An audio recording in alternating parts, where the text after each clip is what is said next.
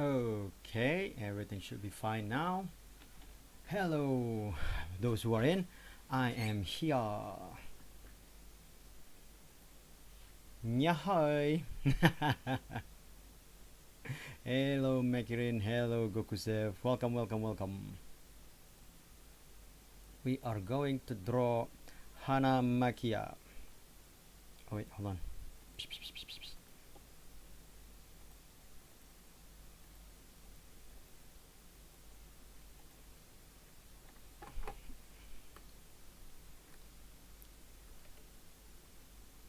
This time I checked if my tablet's working, so I don't need to Nope, it's just simply fan art.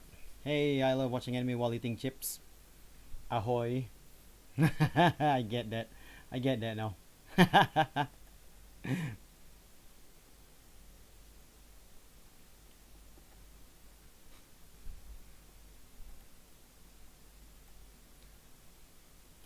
Okay, I got no music really, so I'm just gonna put on Spotify as usual. And since this is YouTube and I don't want to be copyright strike it, I'm gonna play just royalty-free music. So there was one time I played this royalty-free music and something came out and I was like, I mean, I still got like a strike anyway. Like, how does that happen?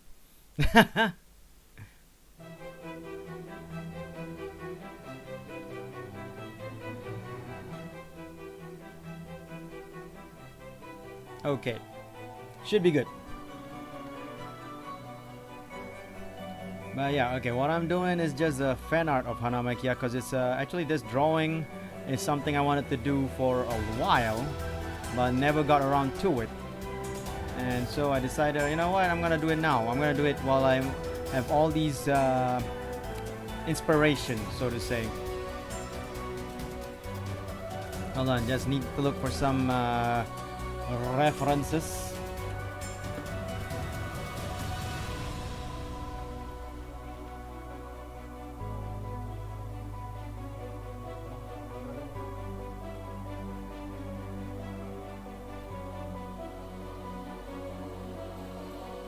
Apwe. Hey, Denjan.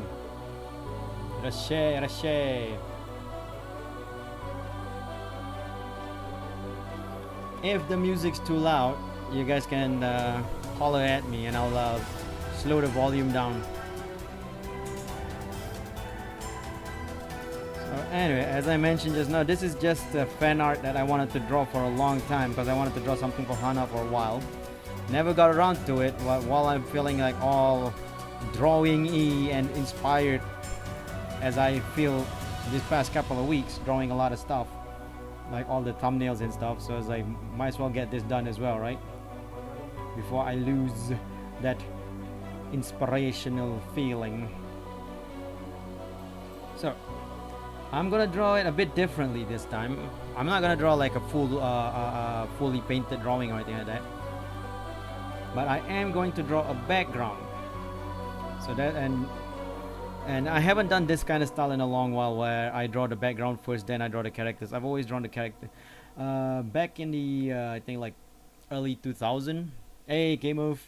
How are I'm doing fine, Denchan. I'm doing fine. Thank you very much for asking. How is everyone?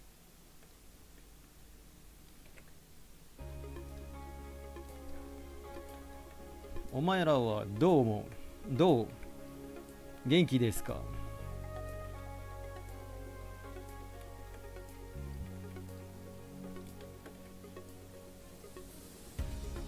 So yeah, back in the early 2000, I used to draw comics like this, where when I draw a comic, I would draw the background first, then I would draw the character into the background.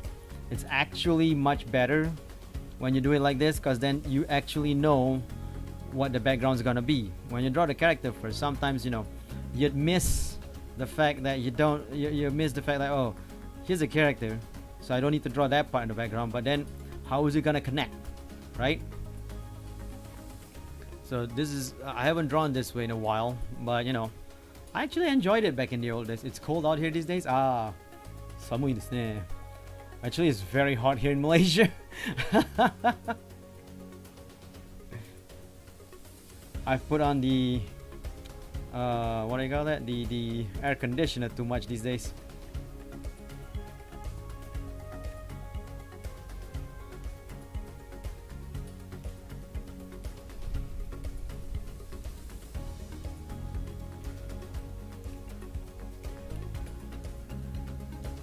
So anyway, hold on a second. This part of the window is off. It's supposed to be closer to here than it is there. So anyway, I used to draw like this for my comics, but it takes longer to finish this kind of style where I draw the background first, then I draw the character. Then when I draw a character and then straight away draw a background. I guess it kind of is logical for it to take longer due to the fact that, you know, with the character drawn first, you don't have to draw the full background. But when you draw a background first, you actually really have to draw the full background before you get to drawing the character, right?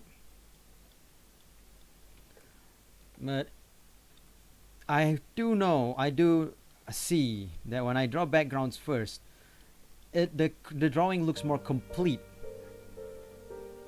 Aha, alright, that's good to know. Came off. Hey, Kazirumaru, welcome. Anyway, as I said, when I draw a background first and I finish the drawing, right, the drawing looks more complete. I think mainly because the background is already fully drawn and I know what's going on in the back there, you know, in comparison to, you know, just doing a drawing, just doing a character drawing and then not really caring about what's in the back until it's time to draw the background, right? It's not a bad way to do things, of course. I'm not saying that that's wrong. There's never really a wrong way to draw things, unless you're drawing it like way off proportions when you wanted to draw realistic proportions, something like that. But there's never really a wrong method of drawing. When you get to drawing a method, there's never a wrong thing, a wrong method. But you know, it's just that I experiment with several different methods as I go along, right? So some methods work better, some method has their pros and cons. Sometimes I try to mix the method up so that see like if it's mixed up, like how will it work or not, and that kind of stuff. It's not a bad deal, but as I said, the only thing is that it's also like some of them might not be the way I want to do things. So I would go back to the old style or something like that. But you know, when I go back to the old style, it's like it feels incomplete due to the fact that I see something that's much better already. I don't know how to explain it. I made something like that.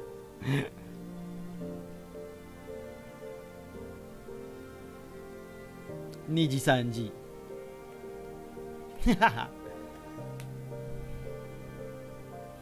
Hello Kitsu, welcome. Should try that sometime, see how that feels. So drawing the background first? Yeah, I mean you should always try different methods. Not because you're not comfortable or you're not comfortable with the current method or anything like that, but because you should try a different method just to see, like, maybe you can find out something new about your style, about what you're doing, about yourself, right? There's always something that can happen or can work. Okay, I think I'm gonna add a bit of shelf back here with some books, because this is Hana Macchia. I feel like she's a bookworm kind of type. I don't know, I could be wrong.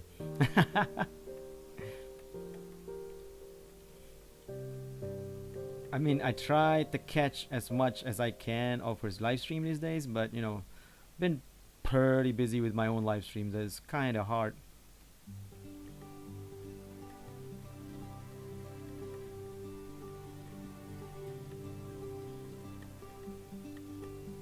I'm gonna do a little bouquet of flower here. That's probably gonna get covered up by Hana when I draw her. Now the table looks empty, so I'm gonna add a little lamp here.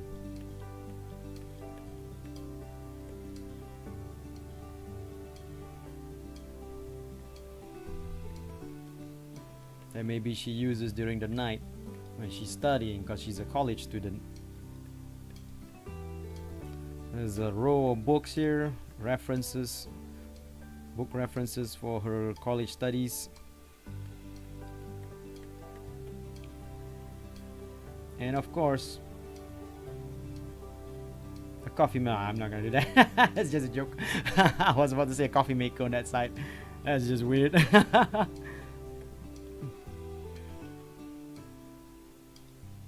Some kind of music box or something here. I don't know. Okay, that's basically like what I have for the background now. So that's her table study, window open because it's daytime, so you can see the trees at the outside as she's just sitting by the window. Now we try to draw her. Now when I used to draw like this for my comics, it's not really I wasn't really drawing digital. It was I was drawing on paper at that time because that was like back in 2004 or 2005. So yeah, that was back in the olden days before YouTube was even a thing.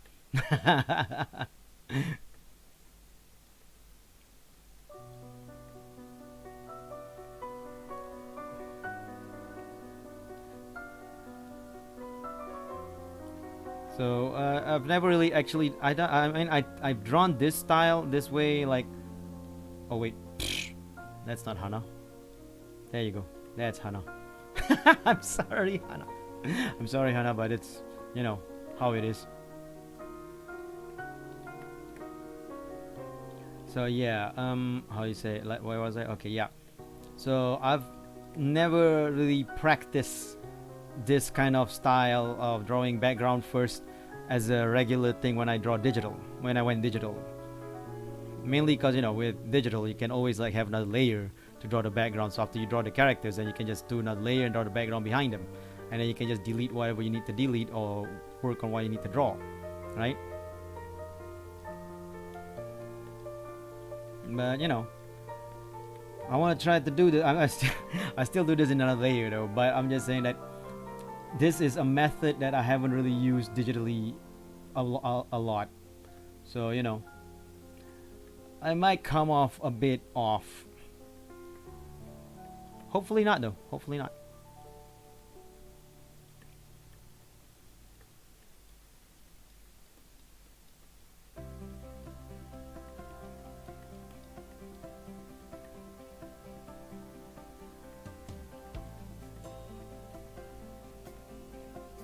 So yeah, by the way, I just got okay, I gotta admit something first, right? Ever since I got back from Japan back in February, I haven't done any workout. I haven't worked out in a long while. I usually try to work out, like do some running and do some push-ups, you know, home workout or normal like jogs and all that. But ever since I got back from Japan, I haven't done any workout like at all. So I'm very, how do you say, out of shape. Since it's like what, February, now it's May, so 3 months. Dang, 3 months already. So I'm very out of shape. So basically what anyway, the thing is, I finally actually bought and just got it in my mail today, Ring Fit Adventures. So I might actually go the Bito lifestyle. Bito lifestyle. Bito Life is this Japanese VTuber that I follow. He does Ring Fit Adventures streams almost every morning. It's freaking amazing. That guy is absolutely badass in that sense. And so yeah, I might actually do what he does and do not daily probably, but a lot more like Ring Fit regular. No, I guess not that regular if it's not daily, but almost daily, I guess. Ring Fit streams.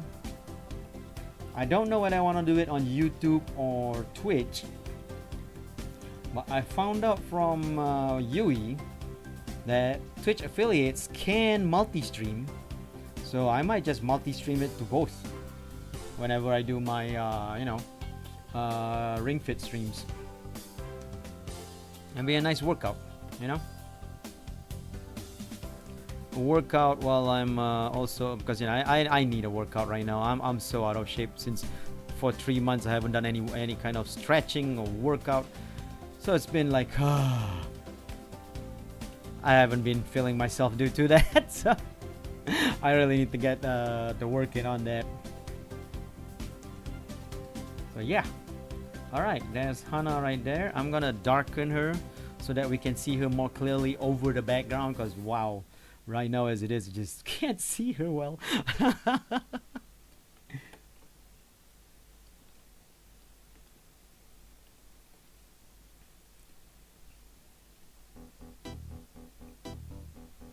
Hey, Carol Felgran. Jim had to close, so I'm off my rhythm. Ring Fit sounds, yeah, Ring Fit looks like a fun game. I've never tried it yet. I just got it like literally today in the mail, right? So I feel like I might, I'm not promising anything, but I might actually, after this stream, go on Twitch and do a Ring Fit stream. I might do that, but it's also like by the end of the stream, it's gonna be maybe 10 p.m., maybe 11 p.m. So it's gonna be like a late night workout kind of thing. Now I don't know how well of a workout Ring Fit can be. Like, is it really gonna burn a lot of calories or anything like that? I don't know that. But I've heard good stuff about it. Like for a workout, it's Carol. Okay. Oh, Battle Cord. Hey, Shosaki. What's up? Battle Cord, welcome to my YouTube.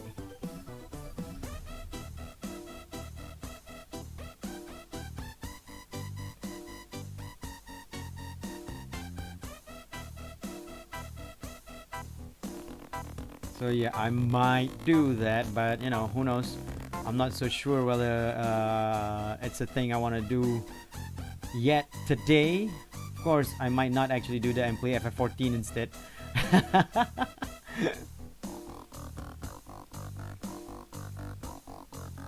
I do love to grind me some FF14.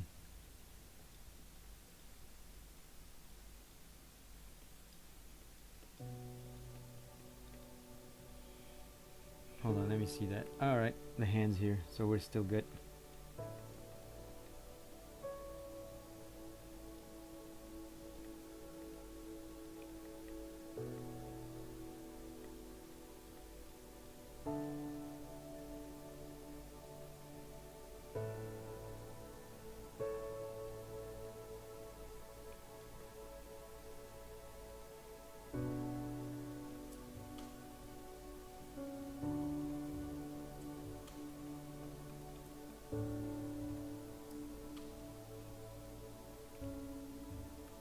Upway. So yeah, I mean, I'm if anything though, since it's Ramadan right now, I'm not really gonna work out during the day. Because if I do, it's not like I'm not gonna be able to like drink after the workout. So it's not a good idea. But I can work out during the night. So if I don't do what I plan to do today, yeah, I mean, not plan. Sorry. What if I don't do that Ring Fit stream tonight after this in Twitch? I will definitely do it tomorrow. Don't know if it's gonna be on Twitch or YouTube yet, but I will definitely do a Ring Fit stream tomorrow, and then I will try to make it a regular thing, because you know, the thing about working out is that when you get it down and you do it every day, it's fine, it's easy, right? But once you stop for a while, it's like it's damn hard to get back on it. And that might actually happen with me. That has happened. No, that's not might actually happen.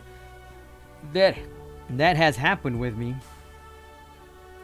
because I haven't worked out for the past 3 months. So yeah.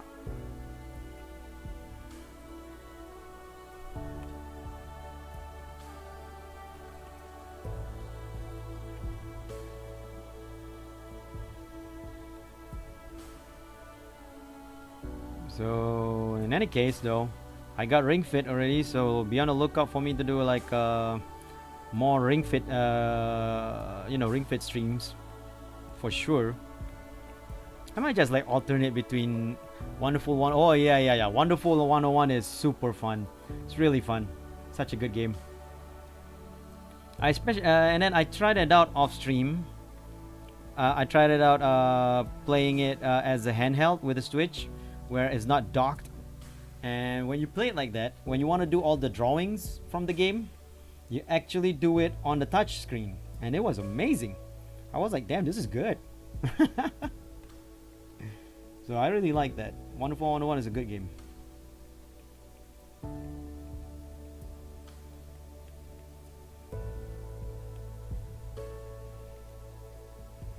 Also, yep. Also, I've been buying a lot of Switch games these days. On top of Wonderful 101 and Ring Fit Adventures, I also got Cooking Mama, the latest Cooking Mama, Cookstar. I also bought that as well, so it's like, ooh.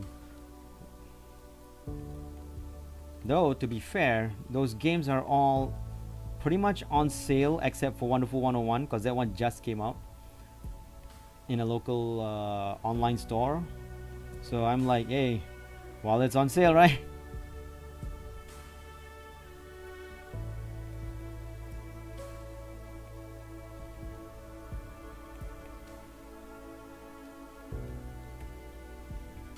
I'm gonna put like a book here. You can see she's actually working on her assignments or something. I don't know.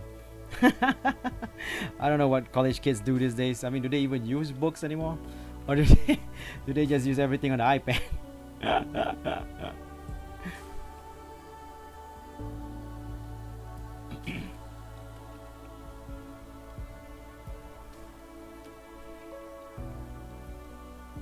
If you have a Switch and you never played Wonderful 101 on the Wii U, I do recommend the game. It's a really fun game. If you don't have a Switch, well, I don't think this game is the game that you should buy a Switch for. But then there's a lot of really good games on Switch though, on the Switch these days. So maybe it's not a bad idea to get a Switch as well.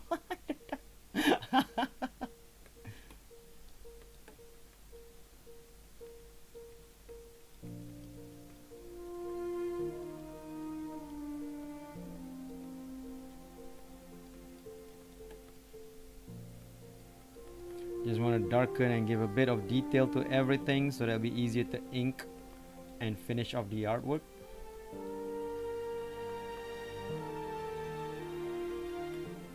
Oh, one thing I want to try. Hold on a second. One thing I want to try. Oh, I already did the table. I wish I could draw. I have an entire fictional universe full of designs in my head, but no way to make them physical.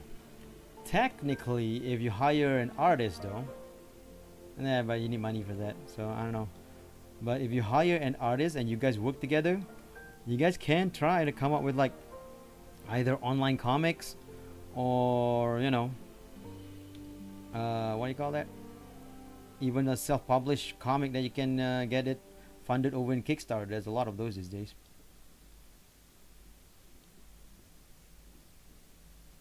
Now the thing is though about this whole self-published on the Kickstarter thing, it's still a niche market. You can't expect it to be like huge, like Marvel style, or you know, like Marvel mainstream or anything like that.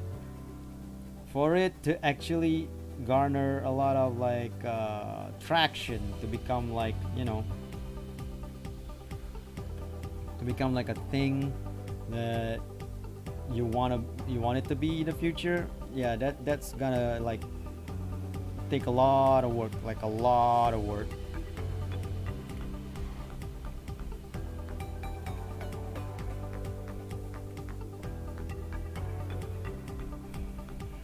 Yeah, that's one thing, you know. You want to hire the right one that can share your vision, right? You don't want to hire like another person and then suddenly this person like doesn't gel with your script, or the artwork doesn't gel with your script or something like that. So you gotta look around. I guess that's the best way I can say it. You gotta just look around and, you know, try to find the person you need to find.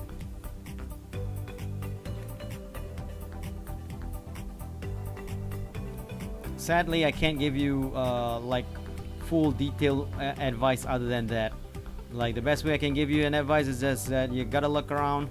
On Twitter, there's a lot of people there. You know, there's people here and there, and you guys can try to discuss with each other about how like to go about it, like making an online comic. Making it an online comic will probably be the best and easiest way to go about it, but you cannot expect any returns for the first probably 2 or 3 years. You can put like Google AdSense and all that. Maybe not even 2 or 3 years, like maybe sometimes even like 5-6 years. It depends on, I guess, how viral your comic became. It's not an easy field, that's for sure. Damn it, I'm not getting this perspective correct. Shoot, wrong thing. Damn it, wrong thing again.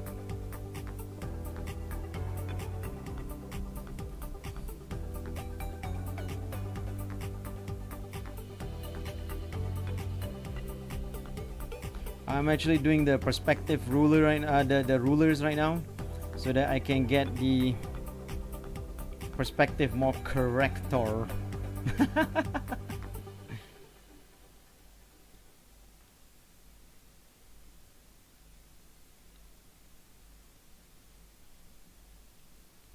Or at least I hope to get it more correct. Perspective is hard to figure out. This song. Why does this song has the music? Oh yeah, I'm drawing Hana Macchia from Nijisanji. Exactly as Shosaki says. Is this really part of the... Nope. How? Why did you get out of the freaking...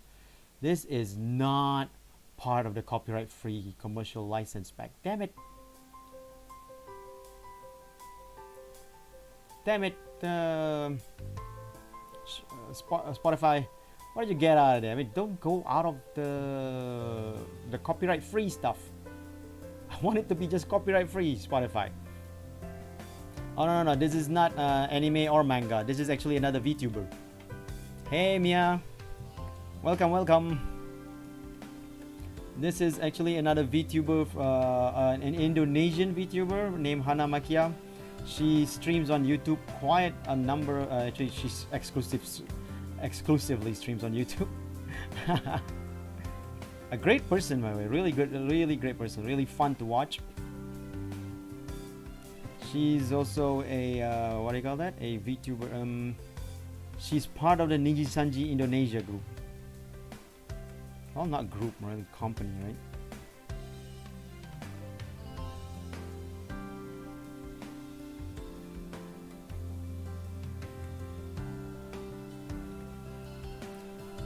Well, there's a high possibility my stream's gonna get copyright strike again because the freaking copyright claim, because freaking Spotify decided to go off the playlist of copyright free music and go into something that's not copyright free.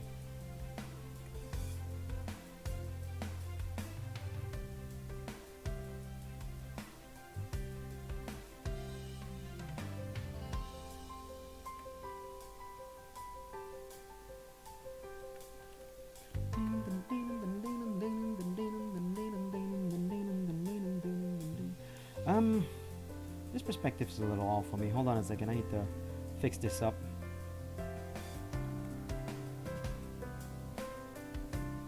Maybe I should just follow the pencil line.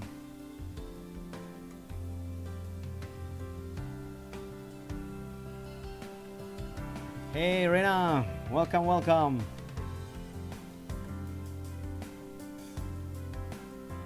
I like how I drew the bookshelf back there and now it's fully covered by Hana Macchia, and the calendar as well, so it's like not gonna be able to see that now.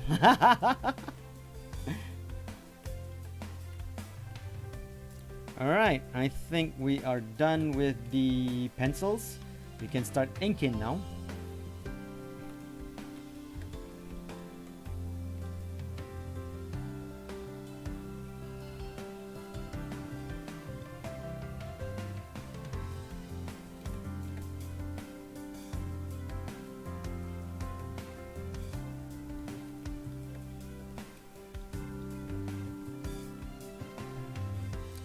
So Hana actually has, her eyebrows are actually really high up than her eyes, which is actually not, physically speaking, is not anatomically correct, but you know, it's how it is.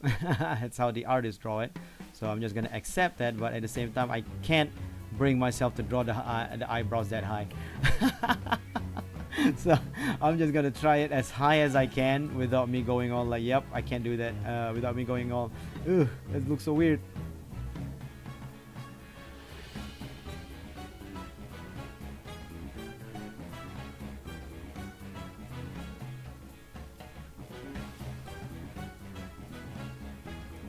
You wish you know Indonesian? Yeah, because she does a lot of streams in Indonesian.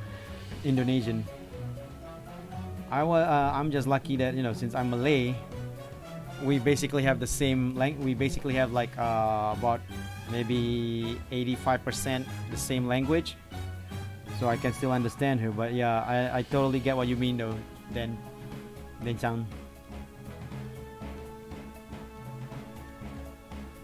But the best part is she also knows knows Japanese enough to actually do Japanese streams as well. It's amazing. We should get her to do more Japanese only streams.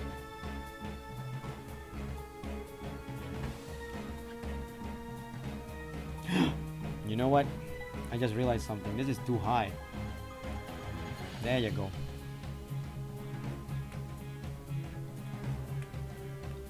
The eye placement was too high for the facial shape that I gave her.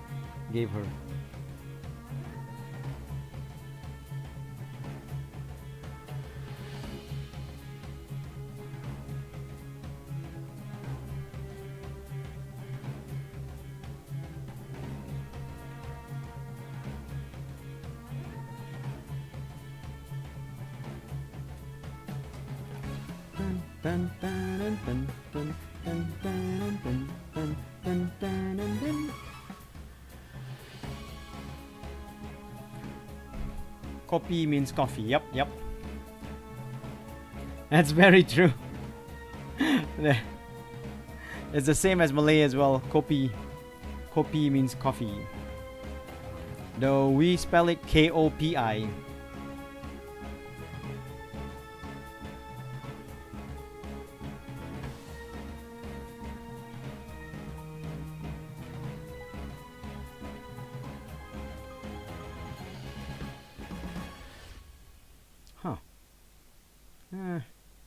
Not really happy with the facial shape right now.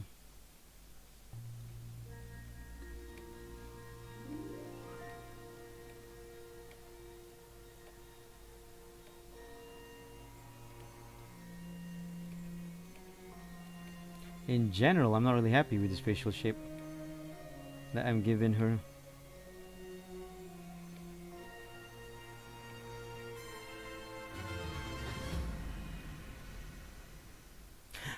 I see it.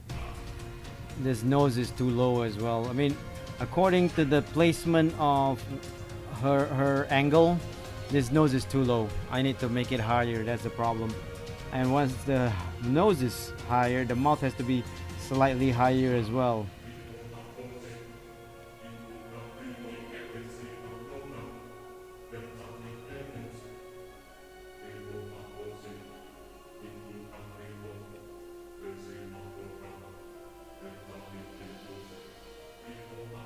There you go. Once you turn this off, it'll look much nicer. Maybe not as nice as I thought it was gonna be. Hold on a second. This is... There you go. Digital.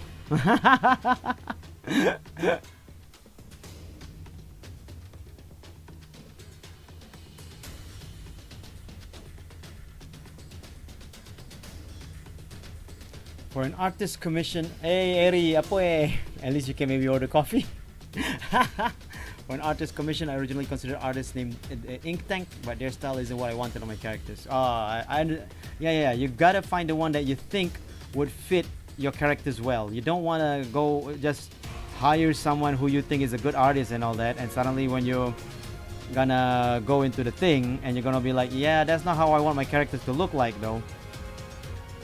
So you gotta find the right person for you to actually hire for your characters. You gotta, not the right person, just hire someone you think that can draw the way you want it to look like. You probably, I always imagine that writers have like a vision. Traditional artists seeing free transform would be like heresy. That's the thing, right? Back to my thing with Carol for a bit. So there's I always imagine that writers have like all this design, all these ideas in their head, how they want their what do you call that?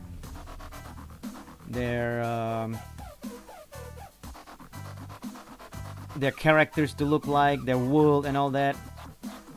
So whilst you want to try to find the right person who can imagine the world as how you imagine it, you also want to be not as constrictive, so that the person can have their own creative freedom as well to input things that they think, to input their own style into it, right? It's all about compromise between the writer and artist. Compromise and you will have a great product in your hand.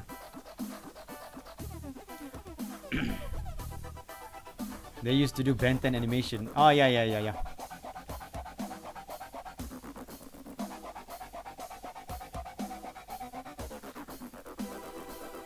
Now, to the talk about the traditional artists saying heresy for seeing like us digital artists. The thing is, I used to be a traditional artist, right? And I'm not saying that the traditional artwork is bad or annoying or whatever, or that digital art is easier. I actually am faster when I draw on traditionally on paper than I am on digital. I actually am faster on paper than I am on the computer. But an artist has to, hey Aro, what's up? An artist has to work with what they get. That's the true nature of an artist, the true work of an artist, right? If they get just a pen, just a ballpoint pen and paper, a good artist can do almost anything with it. So they can't really complain about how it's heresy to use transform tool, because if the tool is there digitally, use it to the best of your capabilities and come up with something amazing. Because the thing about it is, like I said just now, the method doesn't matter. I said earlier, the method doesn't matter, because there is never a wrong method of drawing. What matters when it comes to drawing is the result. If the result is pretty, one method that's wrong. One method that's wrong. A method that I do not, I abhor to the deepest, darkest depth of my heart, right? Is the method of what do you call that? The method of tracing.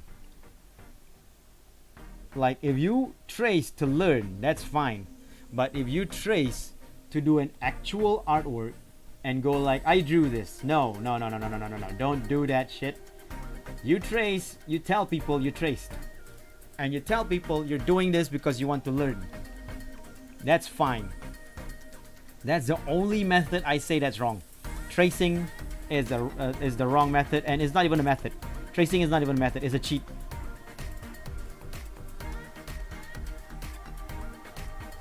Sometimes you can use tracing to learn things. Exactly. Exactly, that's cheating. Grandpa Asu's wise words. This is interesting stuff, and thanks for the advice, Asu. No problem, Carol. No. All the best on your endeavor. All the best on your quest for the artist, Carol. And back to the whole cheating thing, right? The method thing, right?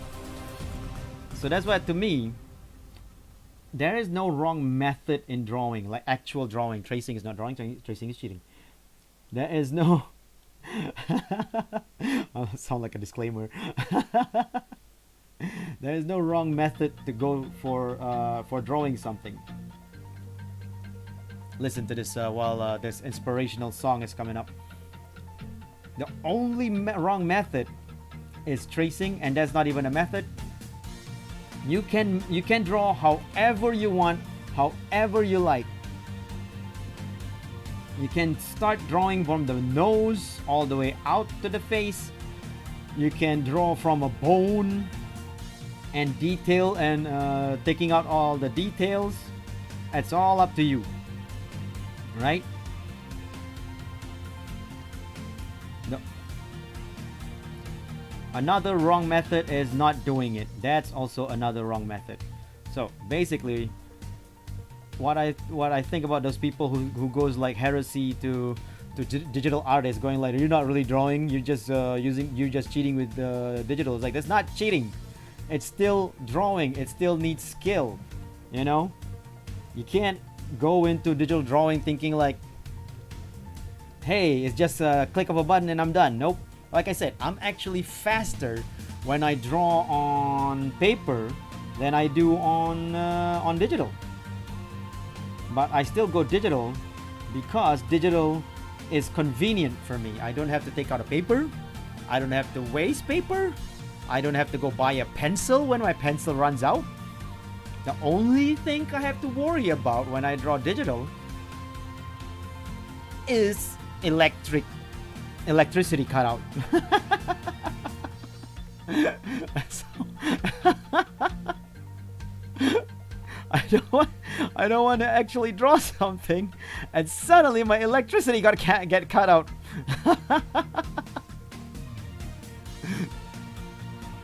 Also crash. Oh, that reminds me, I better save. Thanks guys for the reminder. Since we started 47 minutes ago, 40 minutes ago, I have not saved yet.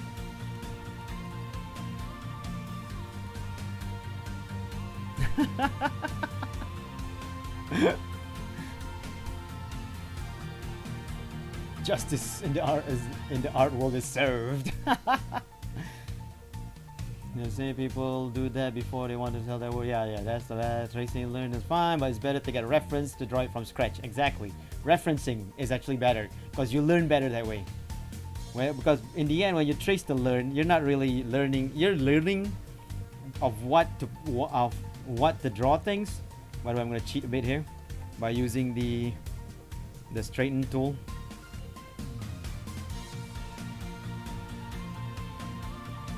But learning from reference, you really can like see like, oh, this is how that guy does that. Oh, this is how it looks like. This is how a hand looks like and all that.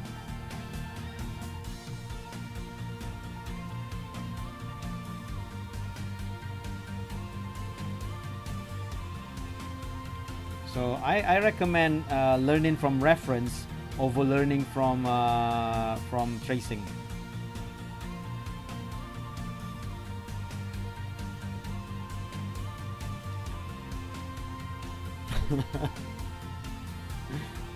My fingers firmly planted on Control S out of paranoia. Hey, Alex Fox, welcome. I'm doing fine. Thank you for asking. How about you?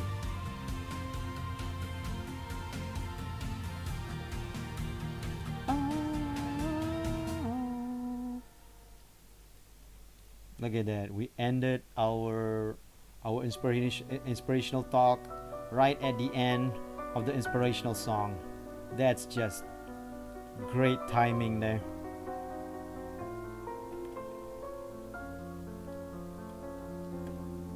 started drawing recently. It's pretty fun. So, but it's always when when you first start drawing, it's always bad. I mean, I was horrible when I first started drawing.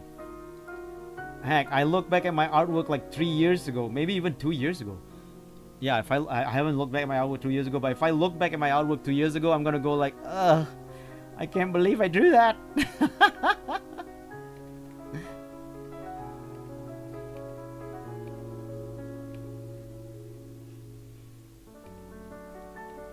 I don't have a lot of artwork in the past that I drew that I'm really proud of. Even last year, I drew a Sakura Miko artwork for her birthday. Oh no, not her birthday. Her first year, and no, her second year anniversary. I forgot. I drew that, and I recently got a glimpse at it, like I think last week, and I was like, ugh, that's really bad. I mean, to me, it's bad. I know that some people will say like it's not bad. I know that. I'm just saying that to me, I find it to be like super lacking. Like it could have been better than that. Should have been better than that. So yeah, if I would look at my old artwork and I would go, yeah, this is not good.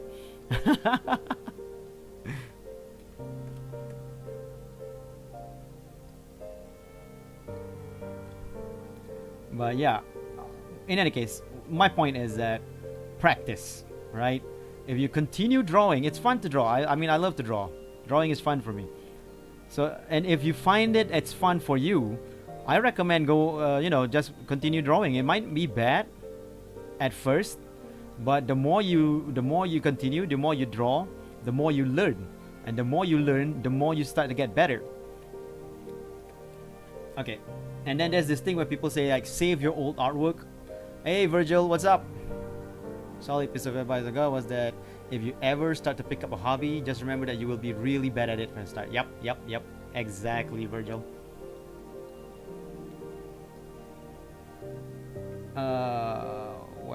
Where was I? Okay. The more you draw, the more you learn. Basically.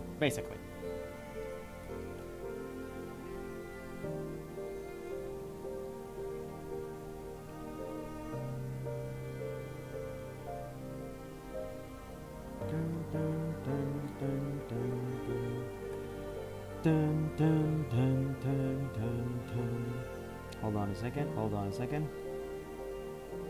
Yosha, got it.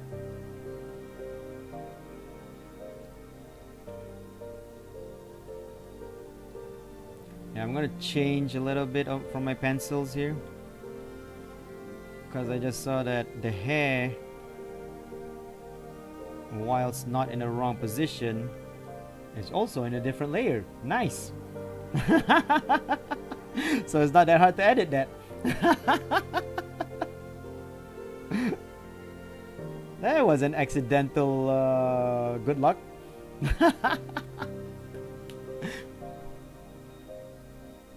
Okay, yeah, I wanted to talk about that. How people say, save your old artwork so that you can compare yourself with your new to see how much you improve. While that is good advice, I never really do that. I've never done that. I've thrown away old artworks before. That's not digital. I mean, old artworks that's not digital. I've actually thrown them away because most of the time I'm gonna be like, I know they're bad, and I know I don't know whether I improved or not, but I know my old artwork is bad, and if I were to compare it with my new stuff, I know that I have improved to the point that I have this whole mindset in my head that I don't need to see and compare my old artwork with my new artwork, not because of arrogance or whatever, but because more like I don't see a point to it. Now this is just me. I'm saying that some people, this might help them to know what they improved on. Alright? When I think about it, when I look at my old artwork and everything, I'm gonna go like, yeah, I see the improvement, which is basically on almost everything, to the point that what's the point of comparing my old artwork with my new artwork? I don't need. It's not like I'm gonna learn anything by comparing the two. because my new artwork is how I'm drawing now, you know. So man, this is just me. Some people do find that like satisfaction from looking at how much they improve. I don't see the point to it, so I never really compare my old artwork and my new artwork. Now, not to say that I throw away all my old artwork. Like, my old artwork is still saved in my PC, or burned on a CD, or in a, what do you call that? In a hard drive. But I just, I don't take, archive it, basically. I do not archive it because to me, it doesn't matter. I've improved, and even if I know what, or can see what I improved upon, it doesn't matter, because my new artwork is my new artwork. My new art style is my new art style, and if it's the one that I have fun with, that I'm comfortable with, then that's where, that's the one that I'm gonna draw. That's the style I'm gonna concentrate on.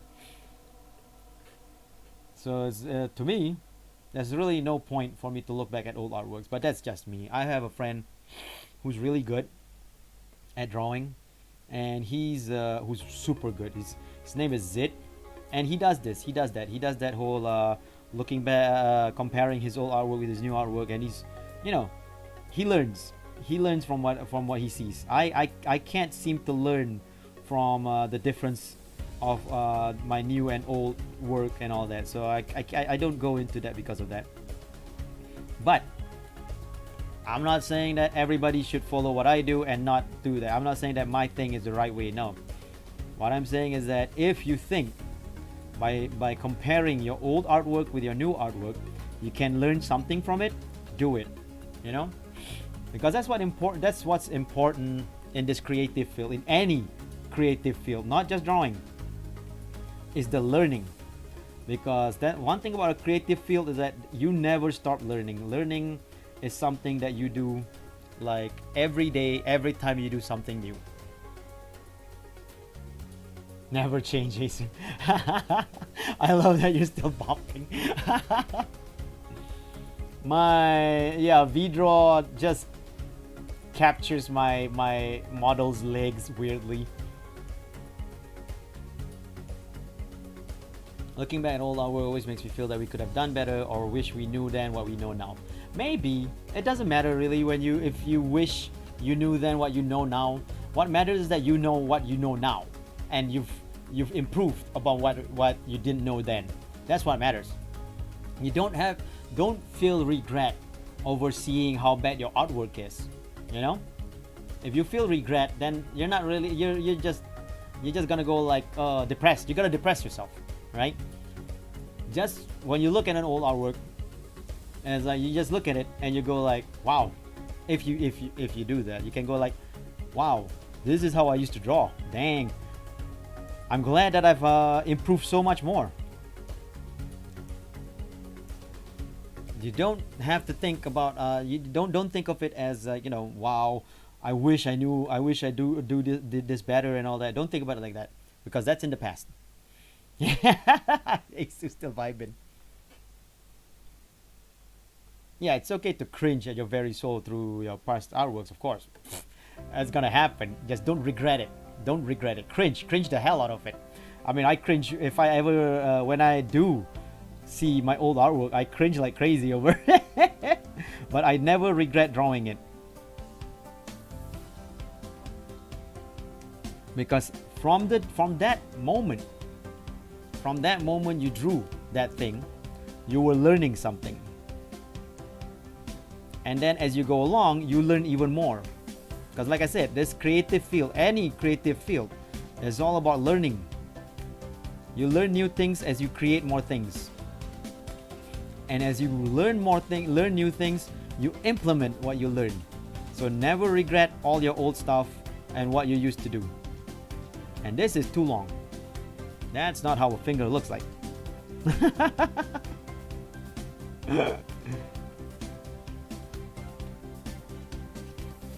Hold on, I want to test something.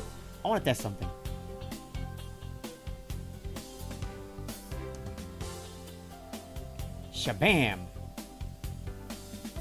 Ah, hey Arrow, type something.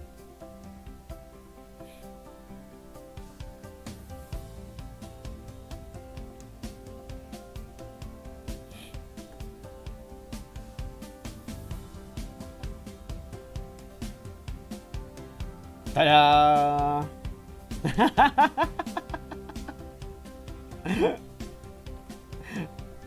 Yeah, why not?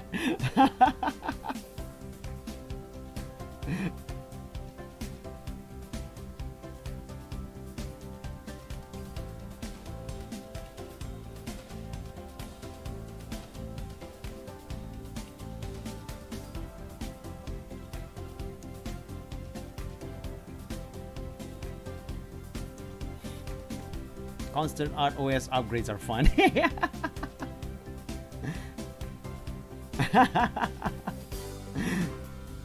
I've actually made it too.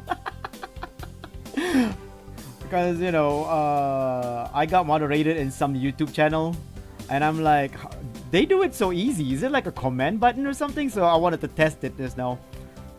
And since Aro is here and I have him moderate my as a moderator inside my Twitch, I'm like, why not? Why not have him here as a moderator too? Why not?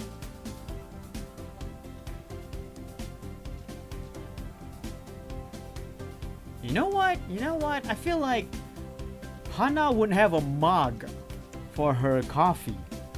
She'd have a nice little cup. You know?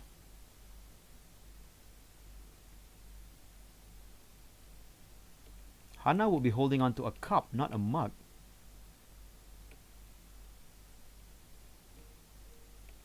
It feels more Hana when she has a cup over a mug.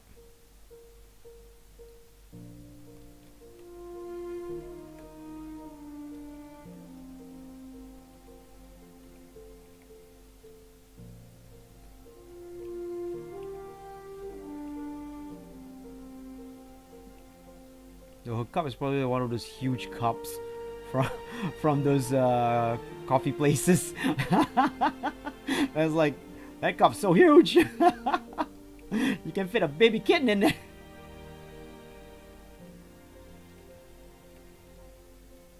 A baby kitten. That's a redundant word.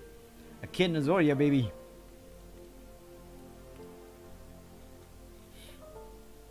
It's time to go to a bot for references.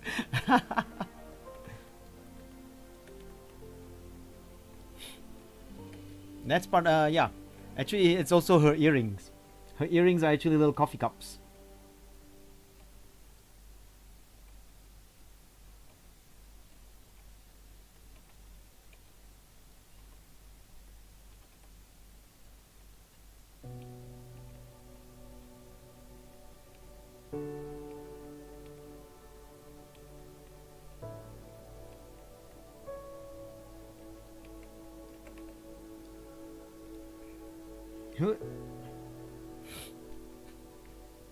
Nice improvisation. Thanks, coffee.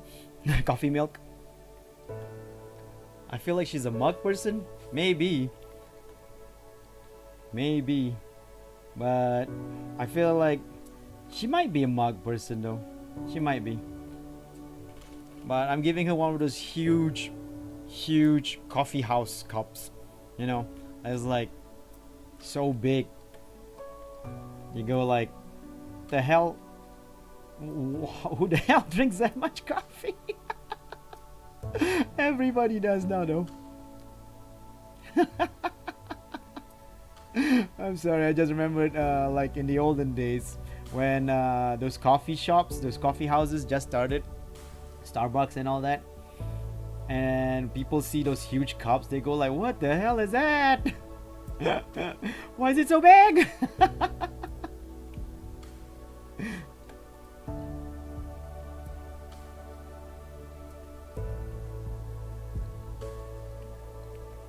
In Malaysia, and I'm sure in Indonesia as well, the way our restaurants work is that when you order coffee, hot coffee, they give it in this small little cup, right? So that's why when Starbucks first started here in Malaysia, and people see those giant ass cups. Should have given a big glass of juiced vegetables.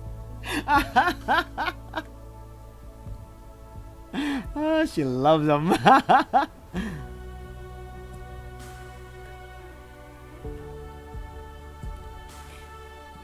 And you know, when the Starbucks and all that, those kind of places first started in Malaysia, and people see those giant coffee cups, they all go like, "That's crazy! Why is that thing so big?" So I don't know how it is in America though. America might already have those coffee cups like from the start or something, you know, because everything's bigger in America and all that. So it was always hilarious to see. It always reminds me of that olden days where people got super shocked to see those giant cups back then. More boomer talk with Asu. Yeah, I should have named my maybe I should have named my talk show Boomer Talk. That'd have been funny. Sponsored by Qatar anyway. Qatar Airways.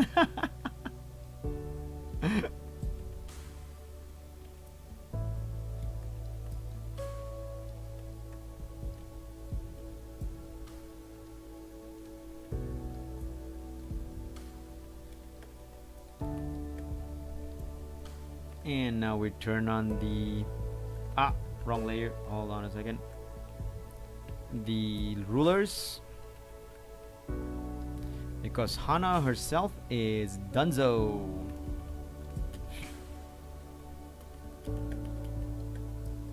And you can see now Hana is totally finished inked. Now we can get to like drawing her the background, and then we can start coloring her. Body would be like here. Yeah, about here.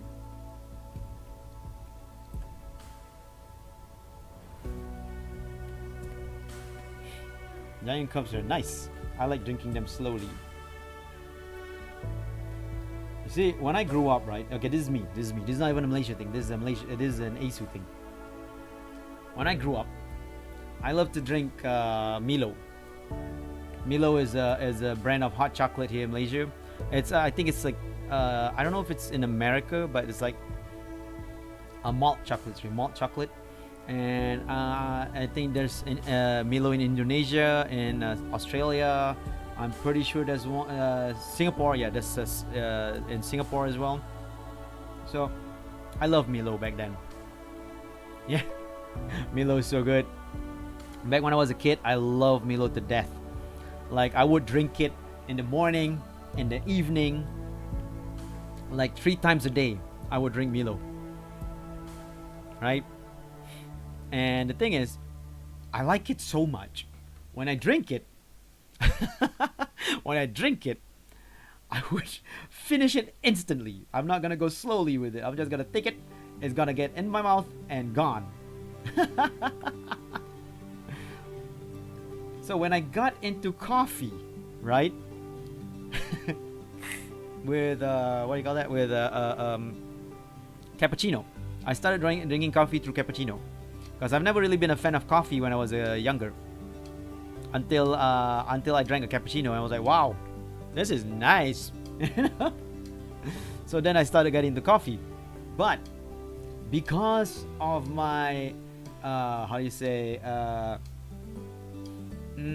not belief, because of my habit of drinking Milo almost instantly. Maybe try eating the powder straight. Yeah. Every kid who has tried Milo has done that. Anyway, because of my habit, right, of drinking Milo, of how I used to drink Milo, when I started drinking coffee, I do the same thing as well. I do the same thing as how I drank Milo, where I start drinking it and it goes straight into my mouth, like straight down, like not even like slowly sipping it. No, I was just like, look.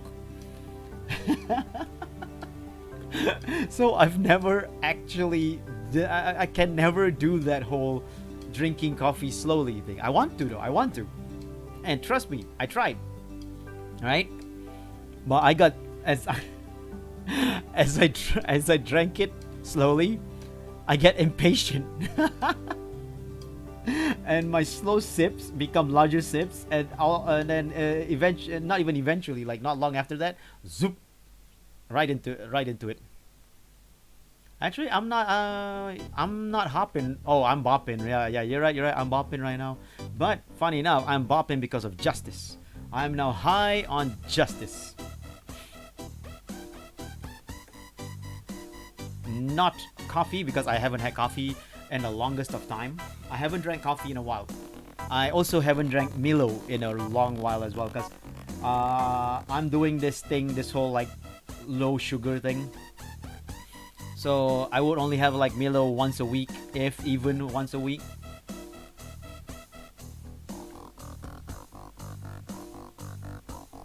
I'm 40 years old. I need some. I can't go into it like getting all the sugars in the world anymore. I wish I could though.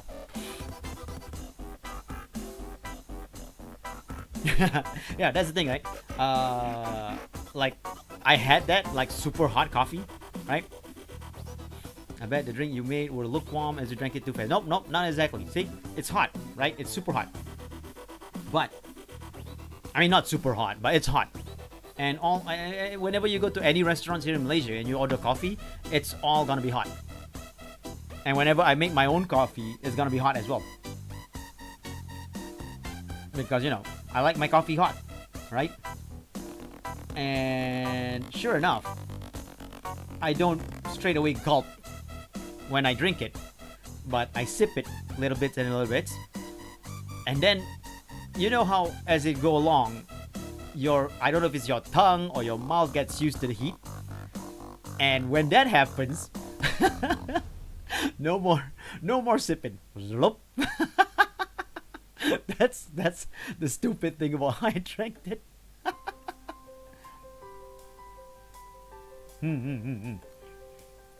Actually, yeah, I kind of like black coffee these days. It's crazy. I used to hate black coffee, but these days, like whenever I say, this is actually pretty good.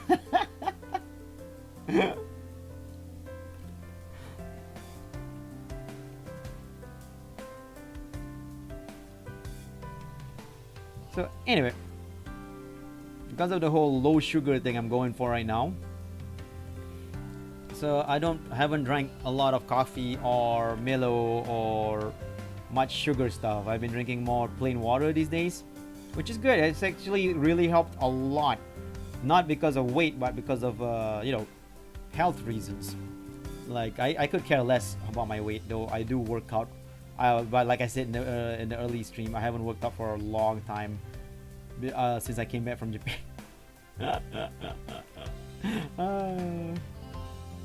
But yeah, I haven't really had sugar in a while, and it actually does help like my health. Like I'm not as easily exhausted anymore. I'm actually like that's probably the reason why I'm awake all the time.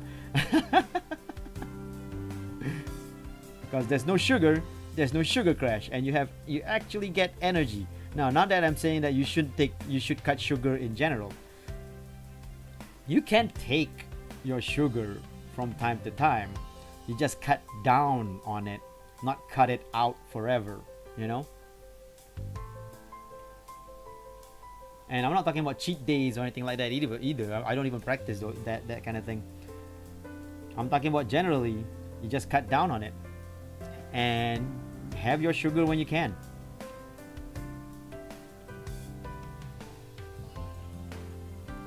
Ever since I think for 2 years since I lost a good amount of, like, how many kgs was it?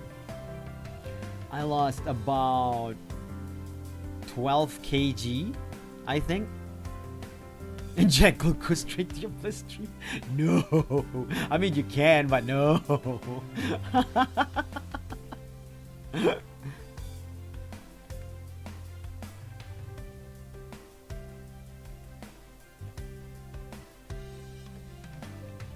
Yeah, so, and I've been I work out here and there, so, and even now, I haven't worked out for 3 months, but my weight has not gone up like exponentially as it used to be.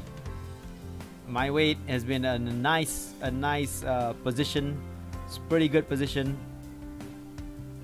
So yeah, it's been pretty good. High blood sugar is an issue in that area. Yep. Pretty huge issue in this area. And that's the thing, right? And here's the thing, right? I'm actually drawing the background in the same layer. You know what? Screw it. Let's do it. Let's do that. Let's go traditional. Let's draw the background in the same layer like a traditional plebeian.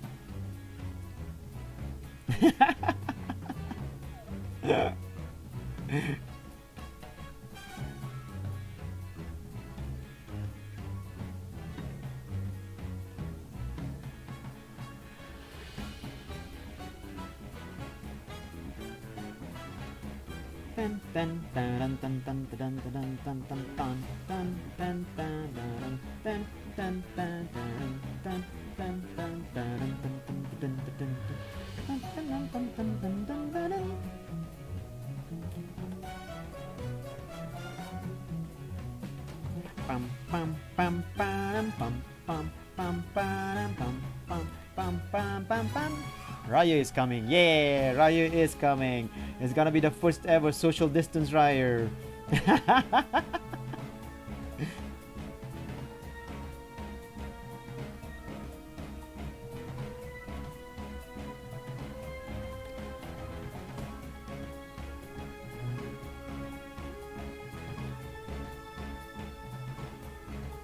Do you have any event for upcoming event this weekend? You know, visiting?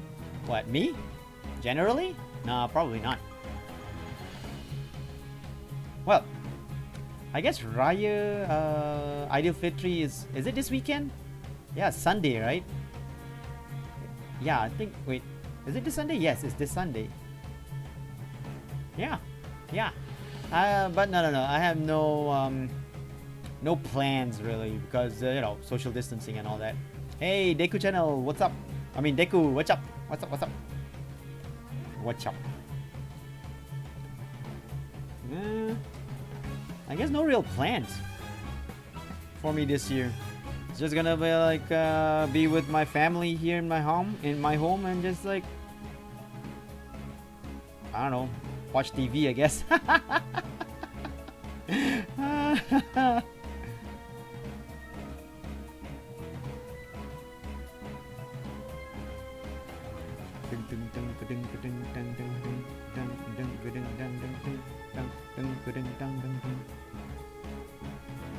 Now I think about it, is there any plans at all? No, I don't think there's any plans at all. Even with my family, like, we're just gonna like probably hang around the house because of social distancing. Gonna be weird for my mom though. My mom loves to do the visiting thing. I'm not really outwardly visiting kind of guy, so this is not gonna be much different than my usual self. So I'm good.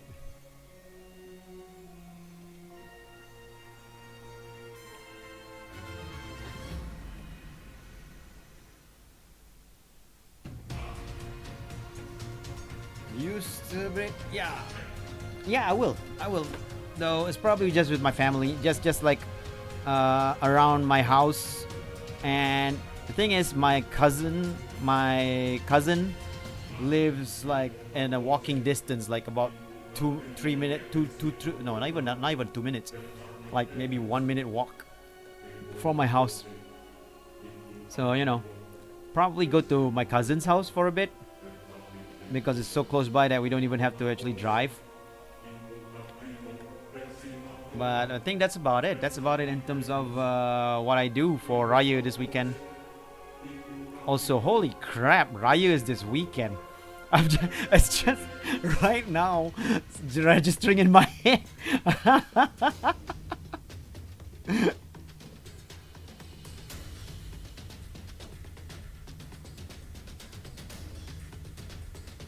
It's not that what do you call that? Ramadan felt short. It's not. Ramadan felt long to me. Every year Ramadan feels long to me, but not because I'm hungry or whatever, but because in general time has a weird way of moving in my life, right? But I think generally I never really thought about it. Raya is Idul Fitri. Idul Fitri is a celebration that Muslims do on the month of Shawwal, which is an Islamic calendar month, and to celebrate the fact that we've gotten through Ramadan. But anyway, yeah, never really thought of it as like I guess the thing is not that I feel like time was slow, but more like I didn't realize that it's been that long, or it's that time already. It's not that time was fast that I didn't feel it. I just didn't realize that it's already time for Idul Fitri. That's crazy.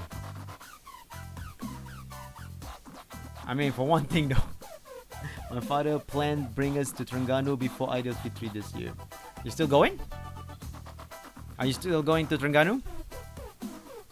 With your father, I mean?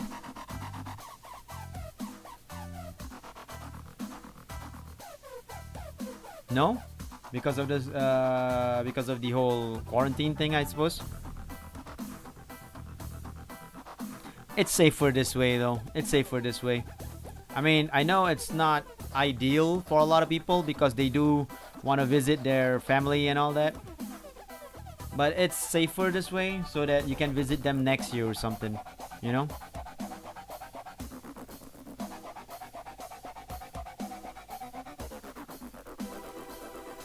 Also, I need to find a new playlist of copyright-free music.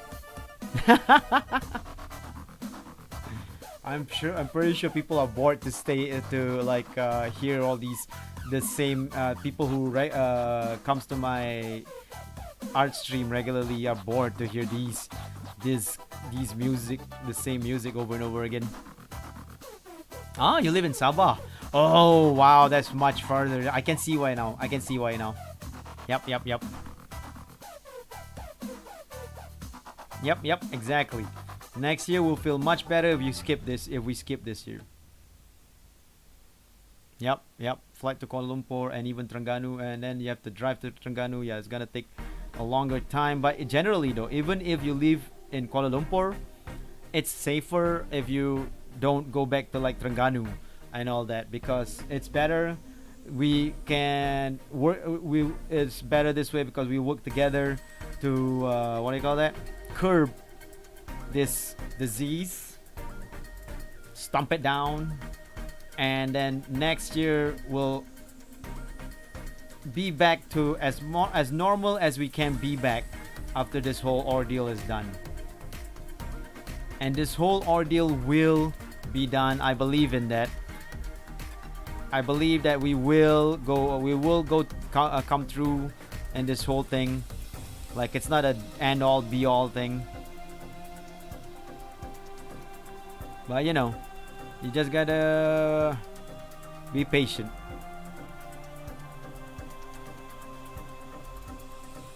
And stay safe, everyone. Stay safe, stay healthy, and be patient.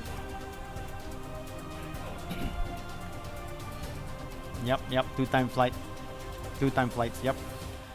But like I said, even if you're in Kuala Lumpur, I do not recommend the whole going back to your kampong. Heck, most of my mom's family is here in Malaysia, is here around Kuala Lumpur, and we're not gonna go anywhere because it's safer that way.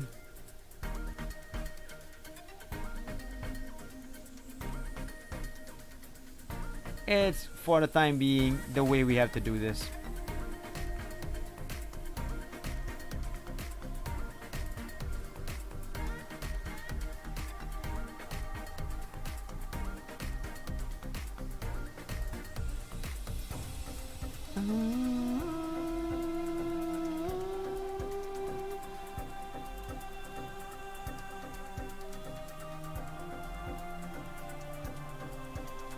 Alright, we're almost done with the background. Then we'll start coloring.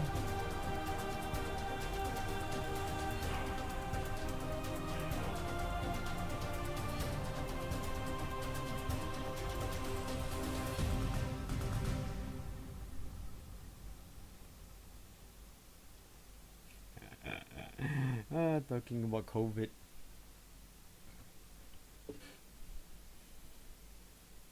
Talking about COVID just reminds me of that time when I was like over at Miyakimino's live stream, and I think Kokon was asking me like, how do you fight the evil that is COVID-19? And I'm like, I can't fight it because it has no body for me to punch. 体がないから殴ったないの。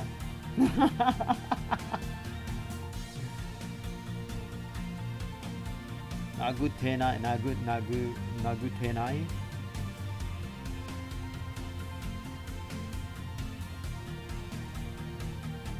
I wish I can be all saving people with justice with COVID-19, but I can't. The only thing I can do is just give people words of encouragement and, you know, tell them to be safe and be patient.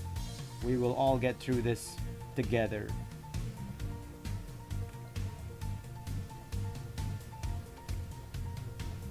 Cut down their arms with soap? What? Why? Hey, normal player 9293, selamat hari raya to you too. Hey, Howling Wolf 5455 channel, what's up?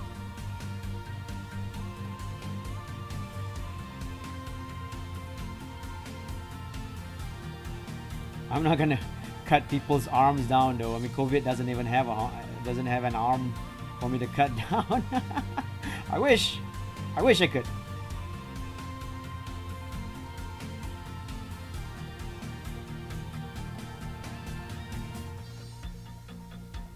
But that's, you know, if wishes were fishes.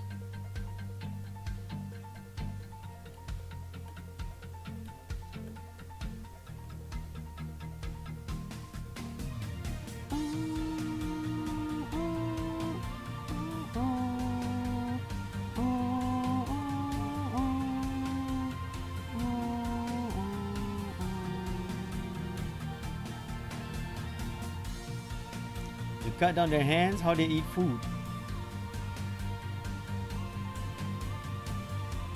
Well, I don't know. Like I said, the thing is COVID-19 doesn't really have hands for me to cut down in the first place.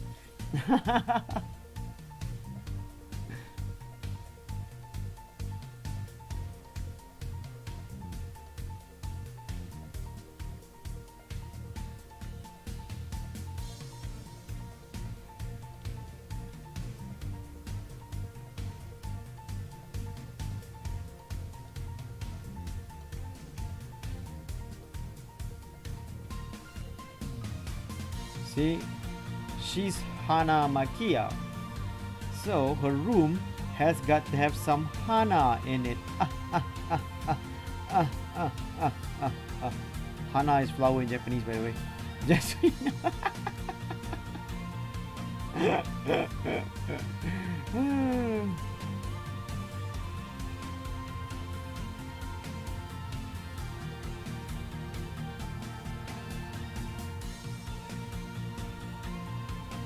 My place, I don't think it's a red zone.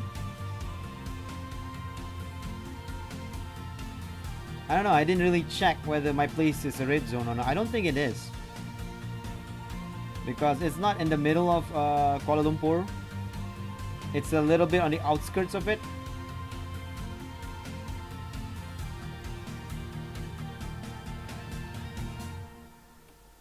Like, I know the red zone is in the middle of Kuala Lumpur, but like the outskirts of it is still like not fine, but at least not like horrifyingly bad.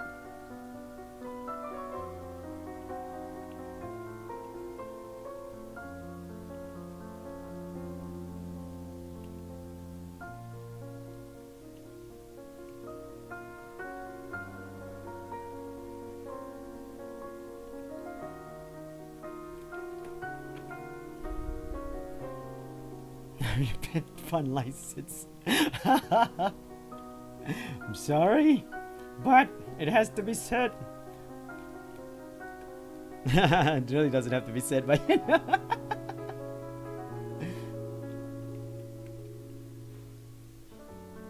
Hold on. So I think if the line is here, you just see a little bit of the ceiling.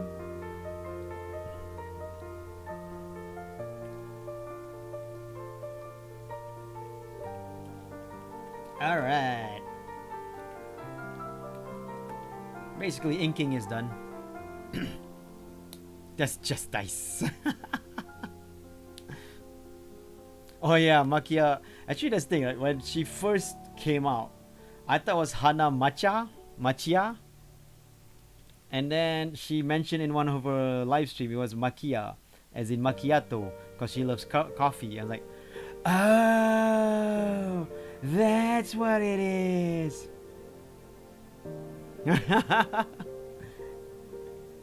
It's like coffee loving family, luckily named Macchia.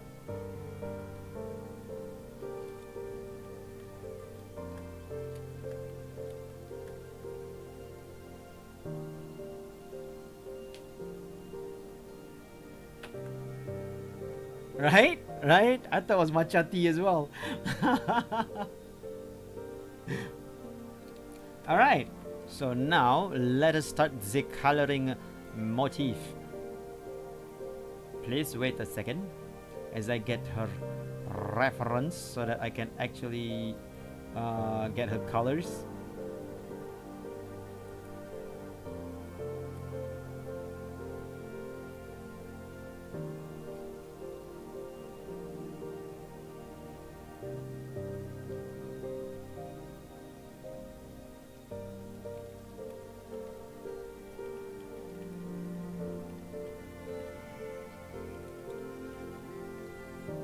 We are now going into the color mode.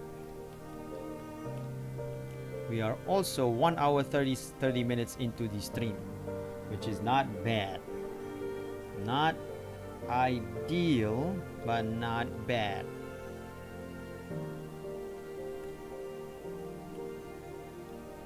Oh god, was I actually inking with a real G pen? God damn it. I was inking with the G pen instead of the real G pen. I like the ink with the real G pen because the real G pen has a rough edges over compared to like the smooth edges of a G pen. I like the color with the G pen.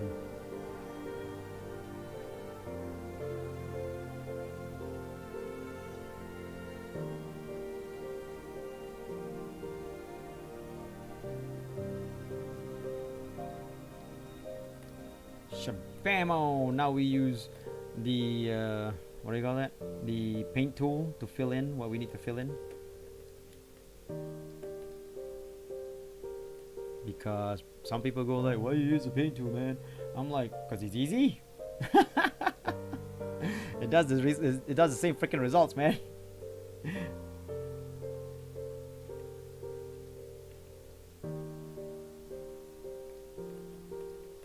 Because in the end, even if you were to go like that, you're still gonna be like filling up the whole thing anyway. So it's like, screw that. I'll go for the easier route. What tools I used for penciling? I used the pencil tool with the real pencil, right? For inking, I use the pen tool with the G pen. Apparently, I like to use real G pen most of the time, but I forgot to change this time. For coloring, I would use the real G pen to line up edges. Then I would fill up the edges, the middle of the edges with a paint tool.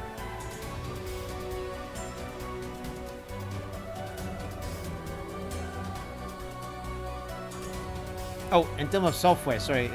As a software, I'm using Clip Studio Paint.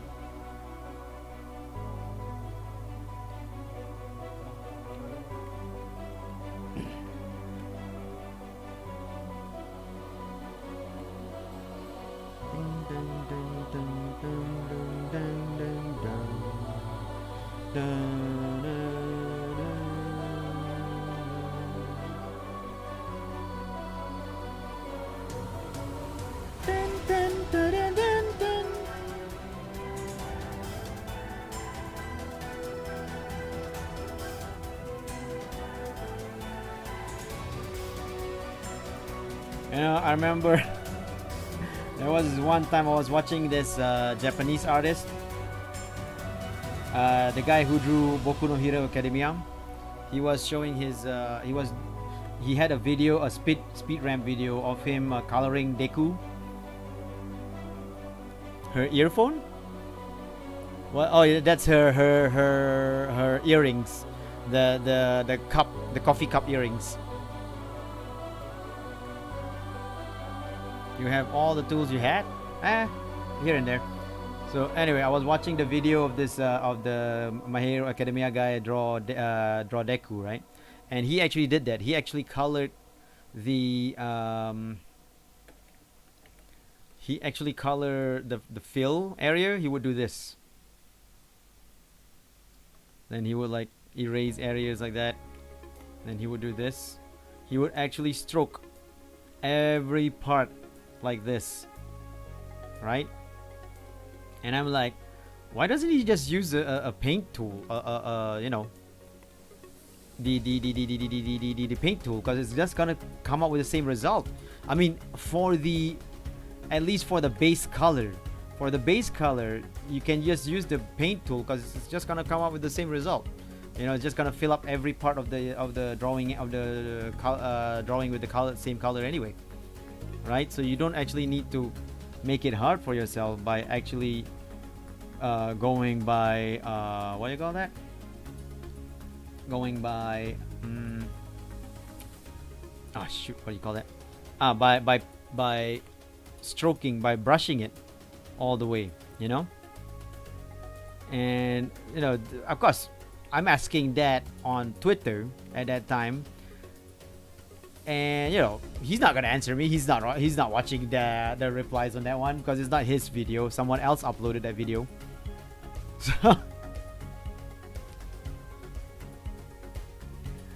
So I was like, you know, I was just asking and just wondering, like, why would he do that, right? It wasn't a real question even. I was just like wondering out loud, right? Then this friend of mine was like replying to me. Sorry, I just remembered the reply. The reply was like, it's because we want to feel, we want to get the feel, you know, like the feel of the brush stroke. I'm like, oh my god, that sounded so pretentious to me.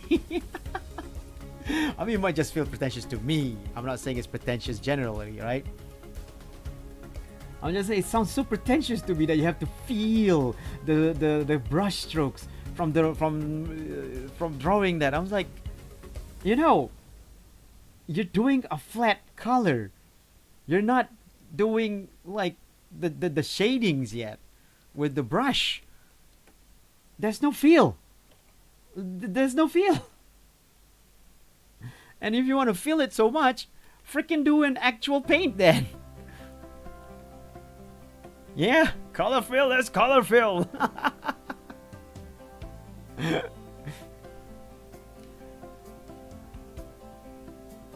Yeah, I mean, that's what I think anyway. I mean, I might be wrong. Maybe some people do need that feel so that they can get their draw, so that they can feel the satisfaction of the drawing or something. I don't know. I felt like it felt pretentious to me. But then it might just be me. You know, maybe I'm just not that kind of artist, you know? That kind of deep thinking, deep-seated artist kind of type. I don't know. Maybe that's just me.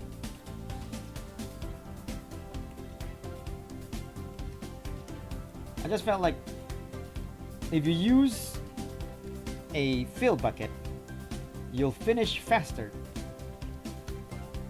And you can actually get to the paint stroking or brushing much faster and, you know, do an actual like good job, you know.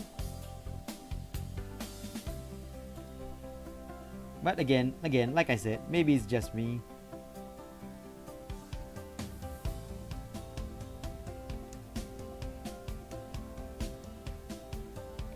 Because I'm not really the deep-seating philosophy thinking type guy. I'm just a guy who just likes to do things and have fun doing it, you know? Maybe it's fun for them. Maybe they like the strokes because it's fun for them. I don't know. But it's just that answer, you know, that answer that my friend gave felt very pretentious.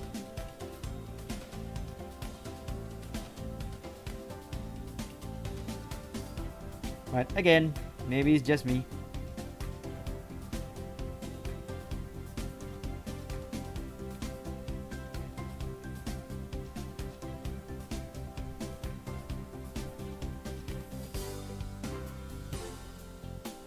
Pink bucket squad.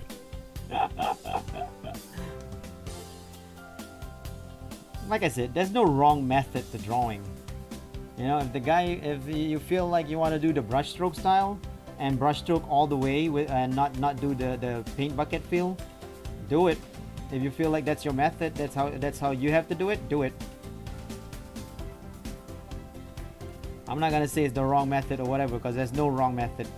Your method is how you want to draw it, and as long as you have fun drawing it. And holy crap, this is not an easy pattern to actually like draw, to actually get down.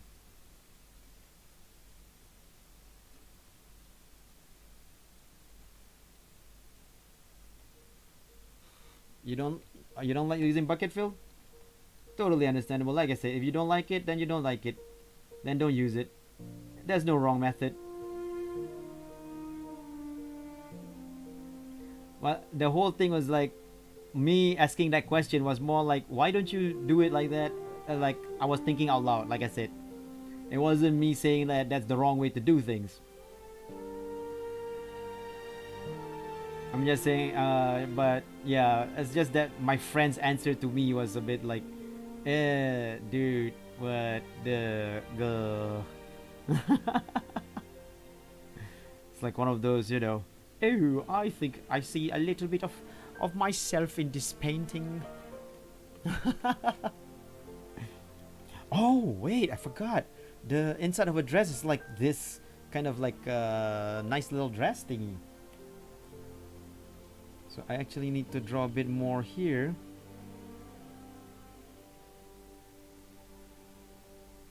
Before using an oversized brush tool. Yep. I can see that.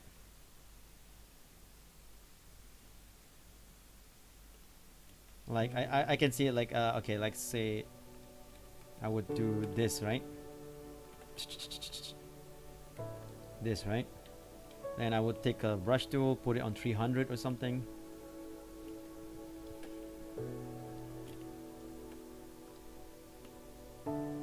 Yep.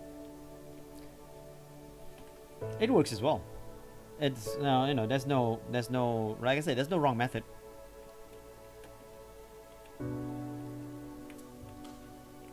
Like if I were to do that, it works as well. So, you know, any method you're comfortable with, any method you think you want to go with, do it, use it. There is no wrong method. There's nothing wrong with drawing how you want to draw.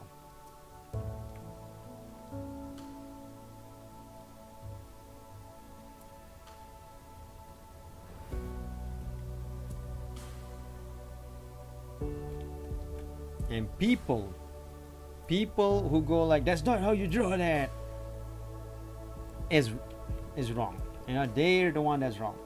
You can draw how you like. The method is never wrong. Ah, we can see a bit of the shelf. Nicer.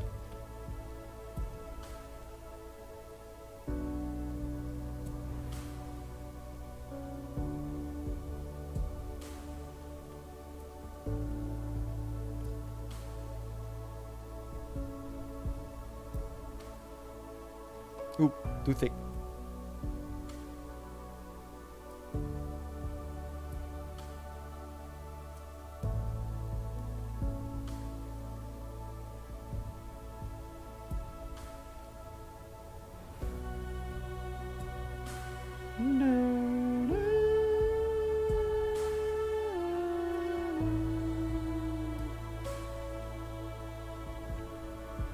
Hope you finish your work before midnight. I hope so too. Are you going off, Shosaki? Satisfaction, at least for me. Oh, you're going off to sleep, Deku. Alright, good night, Deku. See ya and have a good sleep. I thought it was Shosaki going off, but it was actually Deku. My bad. Ah, dameda. Machigaeta.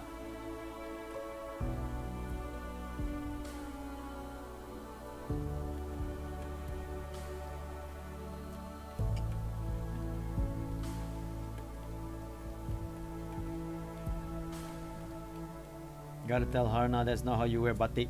I'm just no, not batik. Kain plekat.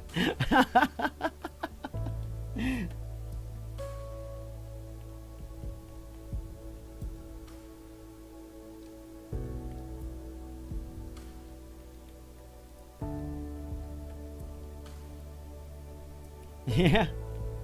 Sorry about that.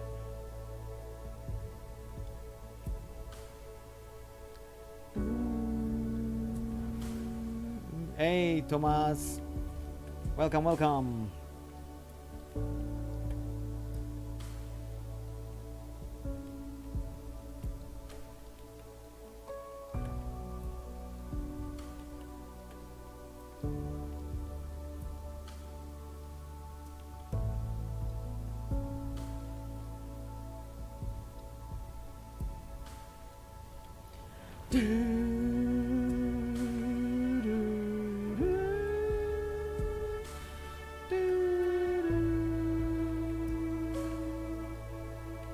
Oh my god.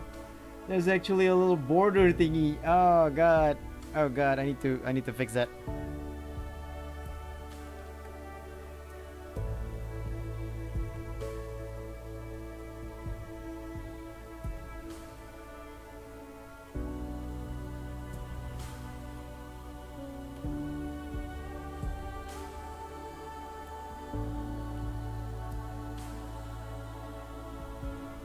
I didn't know there was a border thing, eh?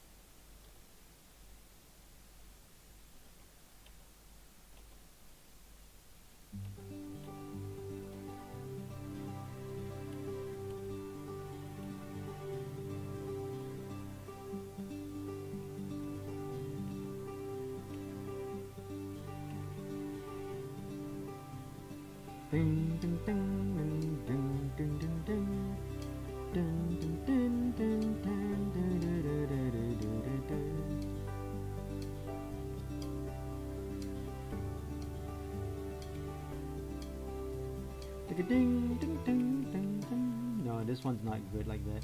You gotta go outside of it. The flower inside is fine, but the leaf, we need to go outside.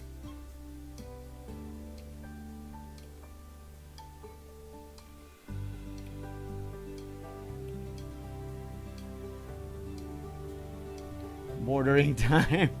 Music is chill. Yep. It's what do you call that? It's a list in Spotify that's like copyright free music. Pretty good stuff actually. Surprisingly good stuff.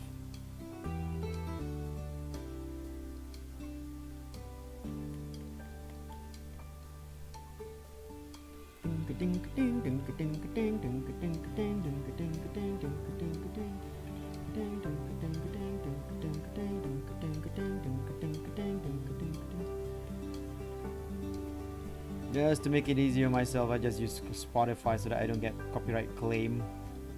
Oh, whoa, what happened? What happened?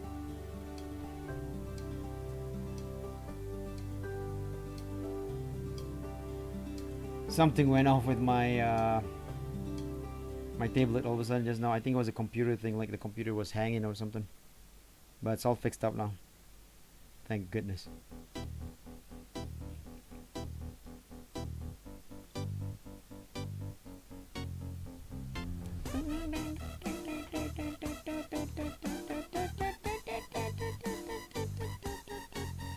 Wrong color, wrong color.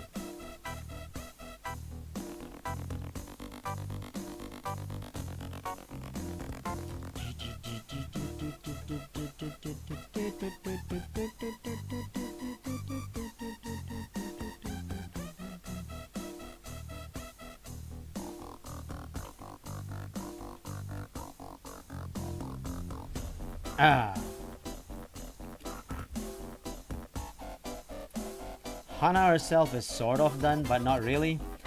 But I'll put the pattern and everything when oh god, she has a logo here. What logo is that? Oh god. I didn't know that.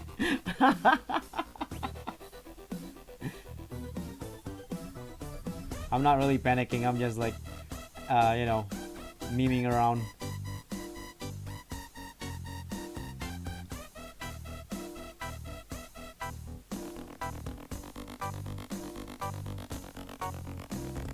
I guess it's a college logo or something.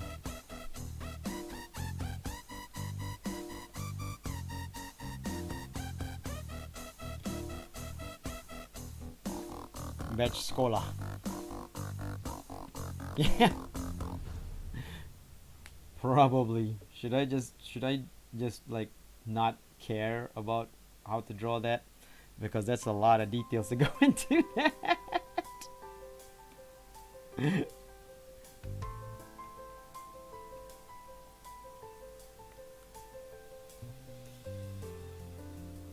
Guess what?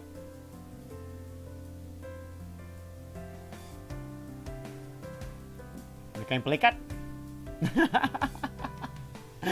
I know it's a slendang, but the way it's patterned, it looks like a kind play cut to me. But yeah, I mean, I'm just gonna I'm gonna leave it like this. After I shade it, that's when I'm gonna put the pattern in.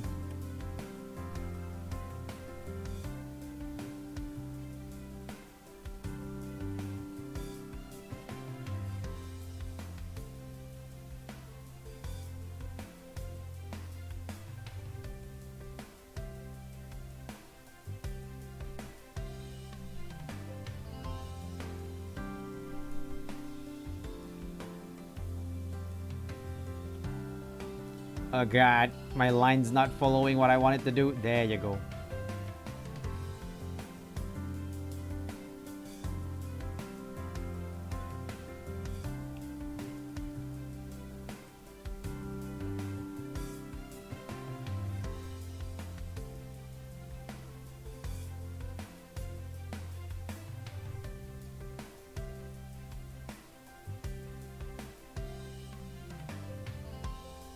Alright, got that.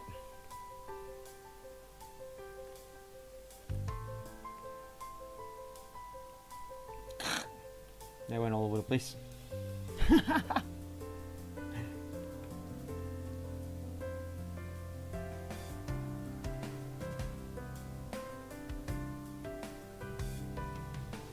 Dun,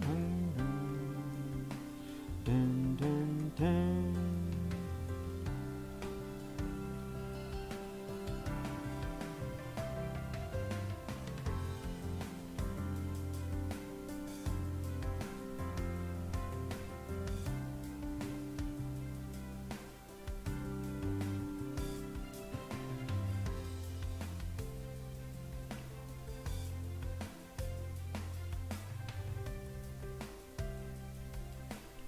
Okay. We got this.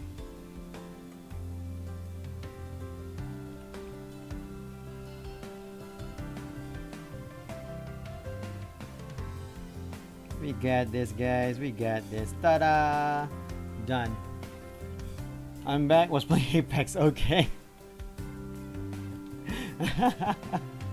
I mean the what do you call that? The pattern on her selendang looks more like a kind play cut pattern than it is over like a sarung, you know?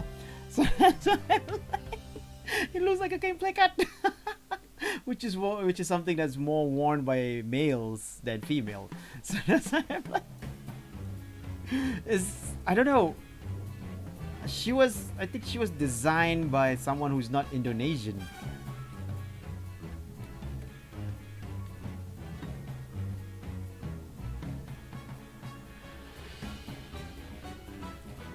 Thanks, Carl.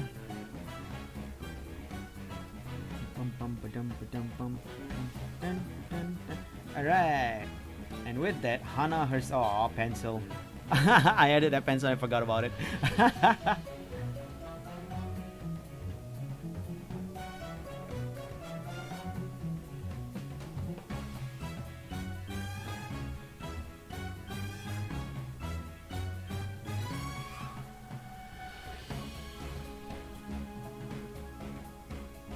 Alright. And with that, Hana herself, we finished the coloring for the base color of Hana herself. So yeah. That means I don't have to go through to find reference anymore. Now I can just color whatever I want because the background is my own thing. I can even give them ugly IKEA furniture colors if I want to. I'm sorry, not all IKEA furniture are ugly colors, but you gotta admit some of them are pretty ugly.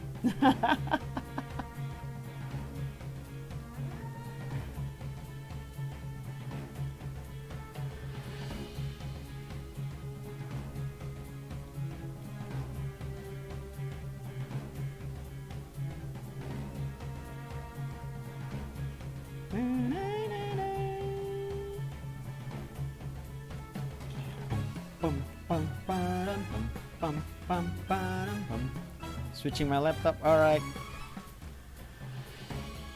We're hanging on as best as we can, Carol.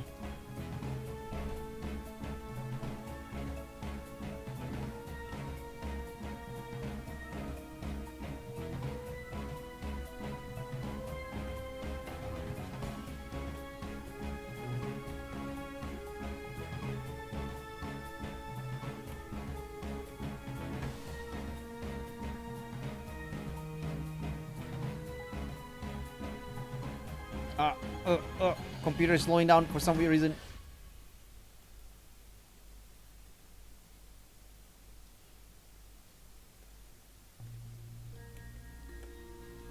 Saber. Before regrets happened.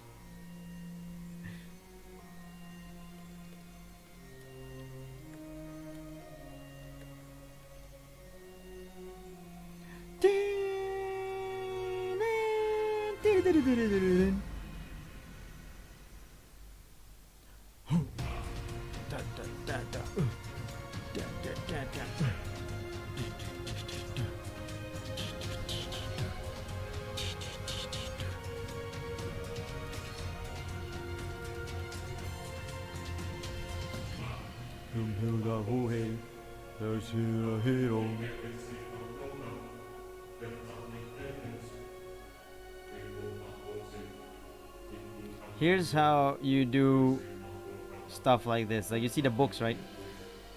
Logically speaking, you want it to be like different colors. You don't want it to be the same color, right? But what you can do is, let me teach you a good way to do this. That you can do it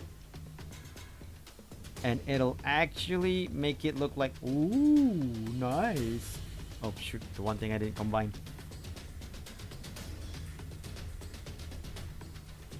You see that? Now it's all selected, right? So what you do here is you deselect the first one. Sorry. You deselect the first book because that's the one you want to be blue. Now you go into tonal correction, hue and luminosity. Now you can't see the window for that, but you will see a movie magic.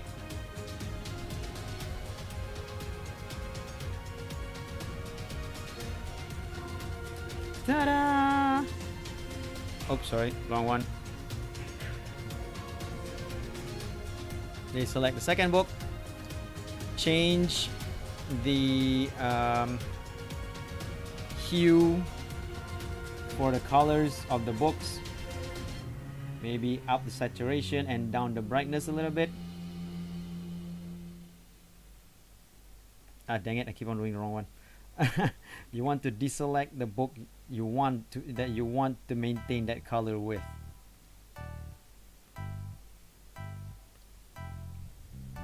Because this way you can actually aim, like maybe you want a different style or colors here and there just to match it up without having to go back and forth and coloring it differently. So you can actually work on it to make sure that it works well with each other. Ah, wrong one again.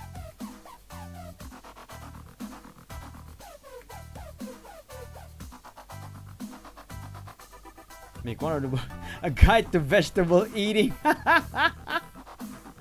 Oh man, she's really getting meme like crazy over that vegetable, over not wanting to eat vegetable thing.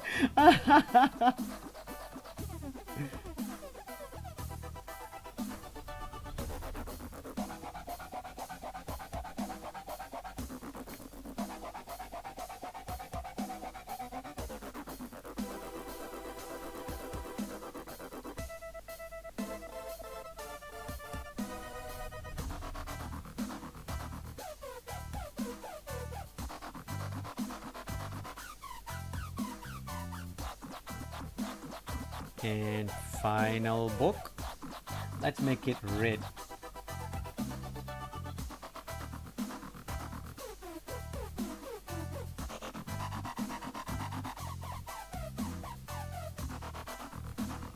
Ta-da! The books now have different colors. She memed herself when she mentioned that. That's true, that's very true. Yep. It's less tedious, and also you can actually plan around it. I was like, oh, maybe I don't want it too bright. Then you can like change the brightness, change the saturation. It works really well. I recommend that kind of style when you want to do like something that's like a lot of books or a lot of stuff.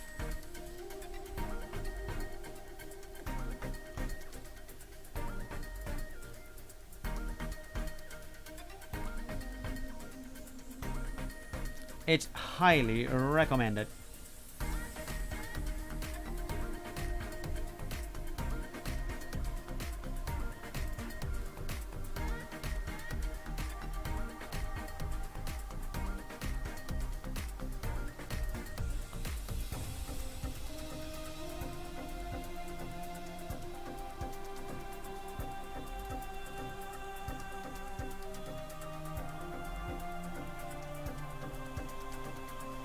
Something fun to try next time. Yep.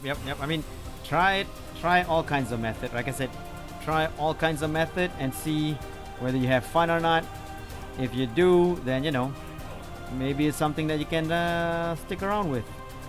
I usually do that with buildings. If I were to draw a cityscape, right, and there's a lot of buildings I have to draw around. I have to color. I would actually do that method. It especially works well with buildings. Ah, I made a mistake.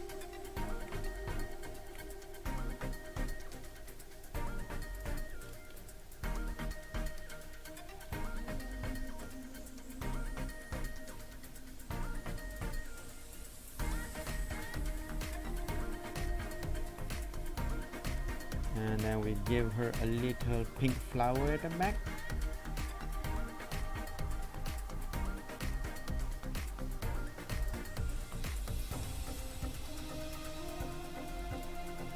A little pink Hana. Oyaji gag da.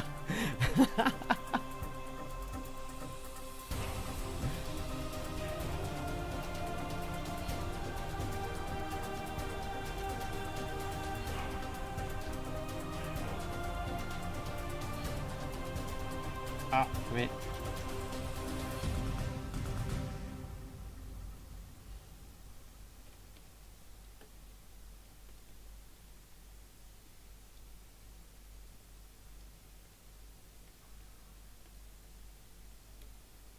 When it's 3 books like this though, I just usually like say whatever. I'm just gonna go one by one with it.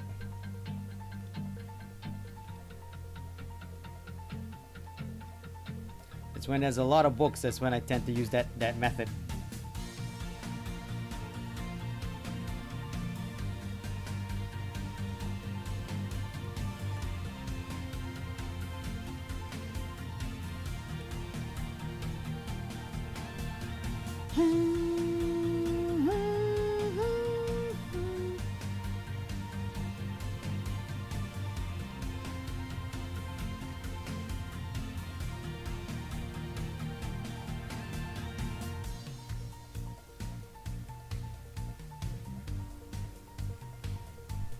Oh wait, who puts a book upside down like that?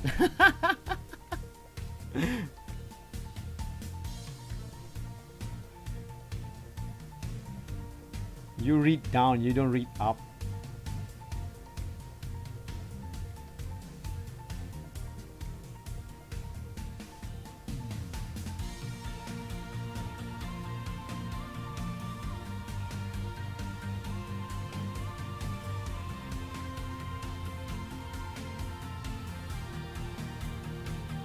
There you go.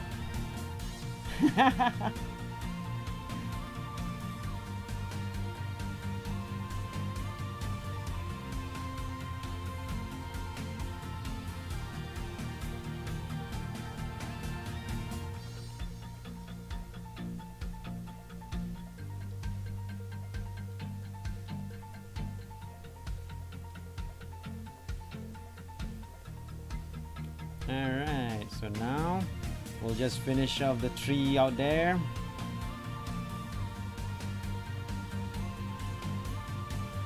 God damn it.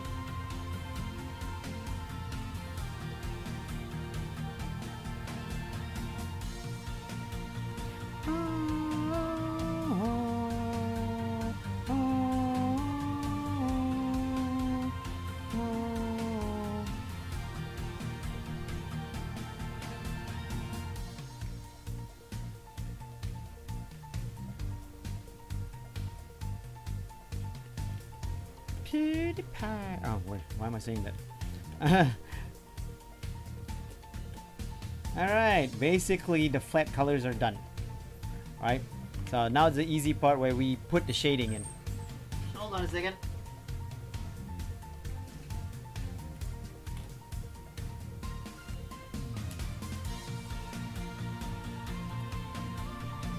I'm not gonna make what do you call that? I'm not gonna do the shading with what do you call that? Soft shading. I'm gonna do like anime cell shaded style look with this.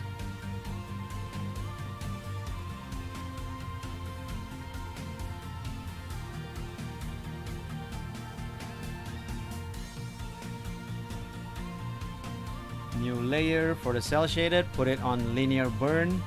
55%, by the way, not too high. Then start shading.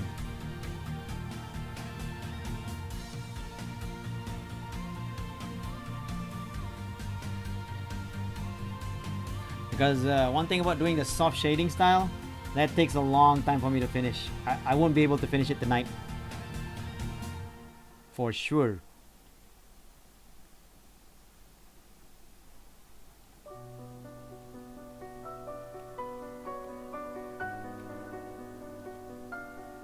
Guys. Apue. Sorry. Hey, welcome back, Carol.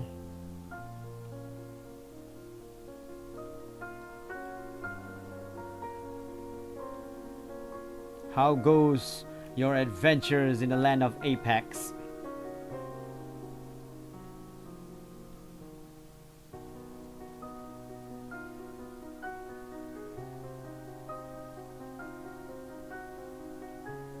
Did you find the Titanfall?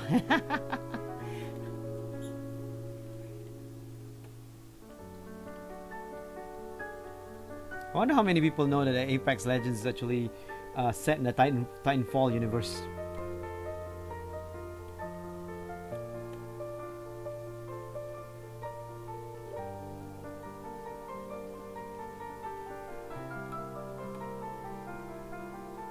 Good one. Too much Apex predators. No one is Apex anymore.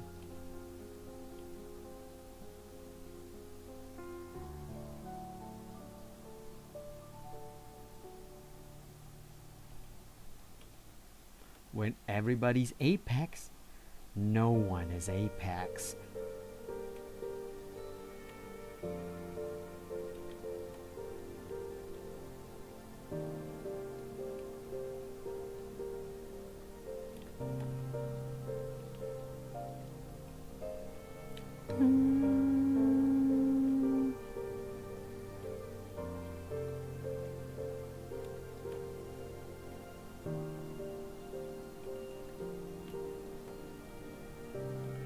I was actually debating whether I wanted to do soft shading style, but then in the end of this, I was like, you know what? That's gonna take too long.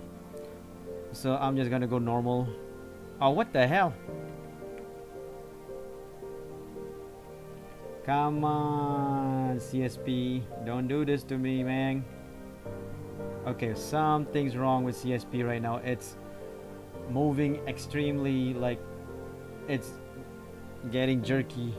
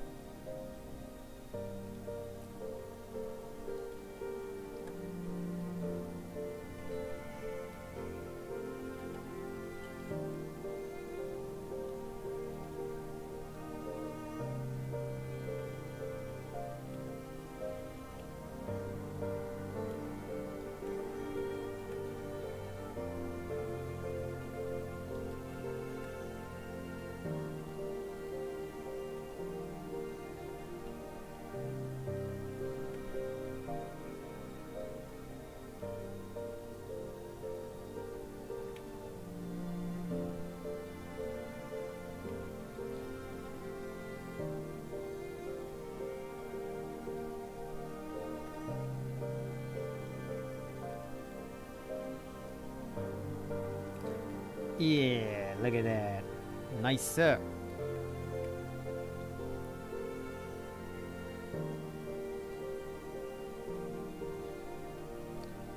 Okay, CSP is behaving again, thank goodness.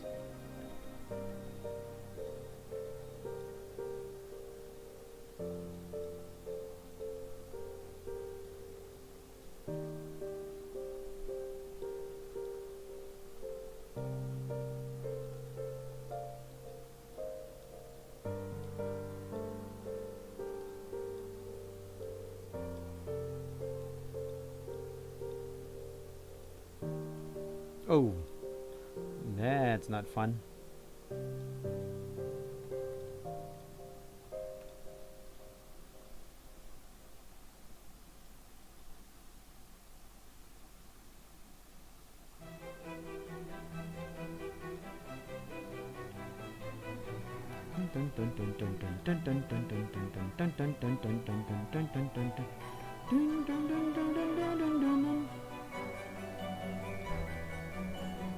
Wonder if I can find like a collection, a playlist of Kevin MacLeod's song. Putting that as a playlist while I'm drawing would be fun. Because Kevin MacLeod has some pretty good free copyright songs. Fun stuff.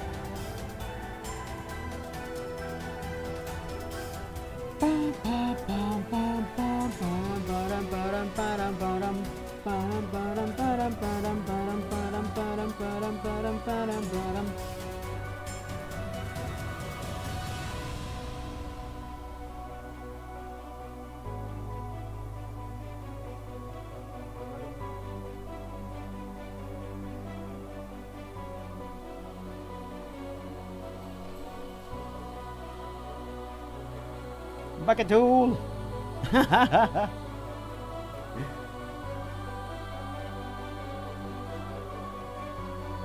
I will never not use the bucket tool.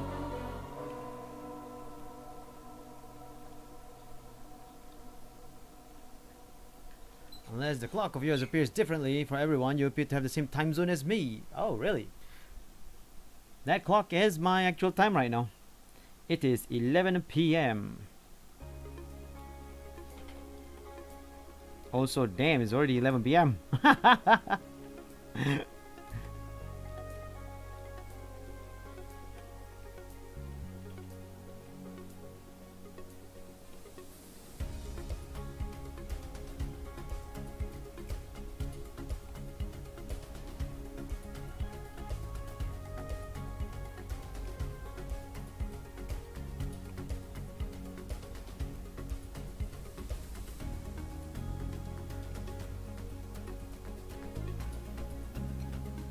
Alright, Arrow, have a good night. And check out Twitter later because I will put this up on Twitter as usual.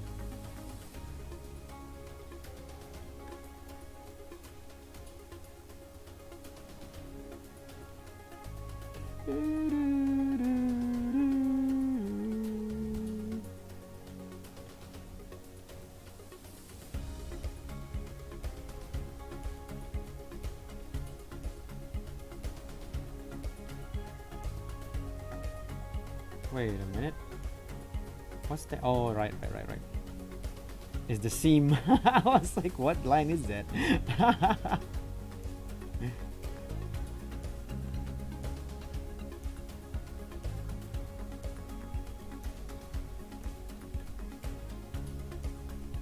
She'll upway in the light until Asu points out the book title.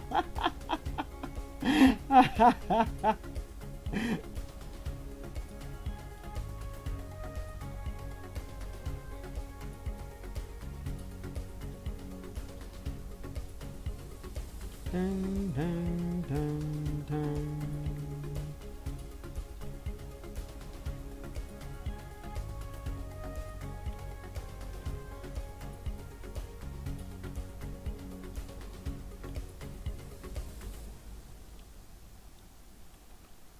Okay, nice sir. That looks pretty okay.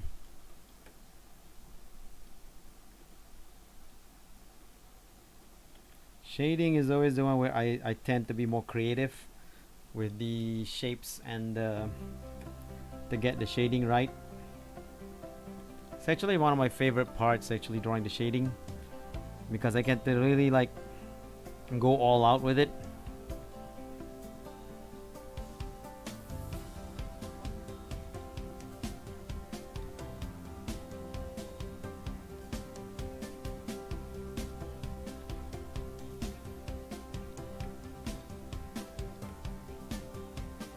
Dun, dun, dun.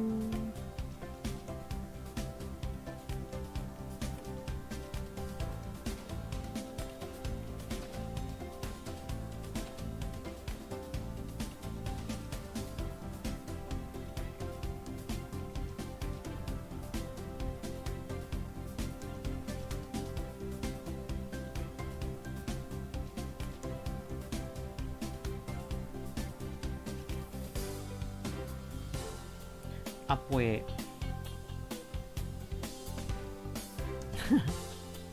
I found out why people why she says upway.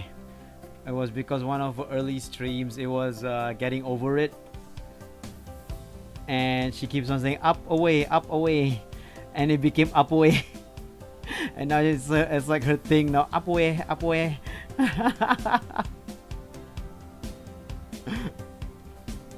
Oh, hilarious. Thanks, Carol.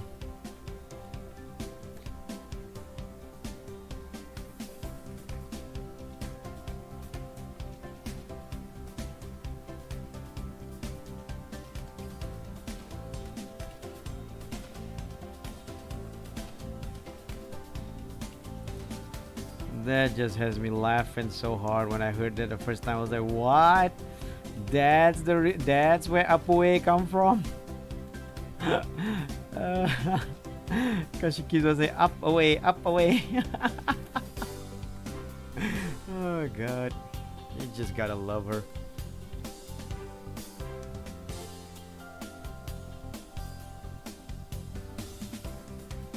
We forgot to put the little detail in. There you go.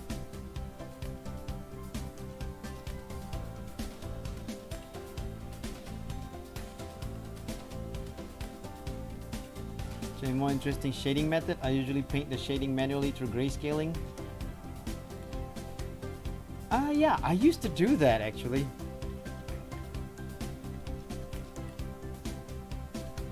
I used to do that, that kind of like grayscaling, then paint over the grayscale to get the you know, the colors. It's actually a good shading style to do that, because you can really get like by shading in grayscale, you can really get that understanding of the depth easier.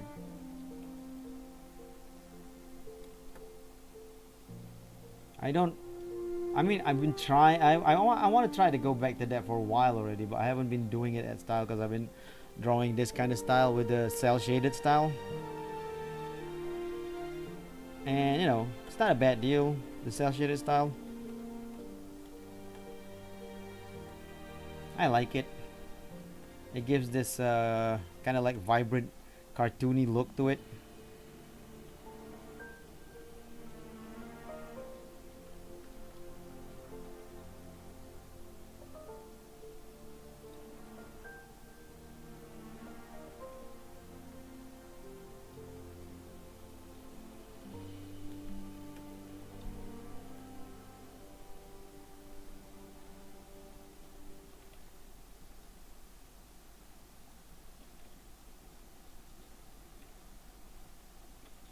Because the way I do this style is just a simpler way. Because you know, if I do a commission though, like I would do if I were to do like a painted soft shading style, yeah, I definitely would go with the more grayscale style than this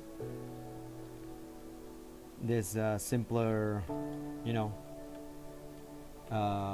what do you call that, cel shading style. Which is not a bad way, not a bad way at all. But I also noticed that the soft shading style is the type of style that people really like to see. Like, because you know, it's pretty. It's pretty. The soft shading style gives the whole feel of how pretty the artwork is. And it's good. It's good. And a lot of the artists, they use that that do the soft shading style, they use that grayscale method. It's really one of the best way to do it.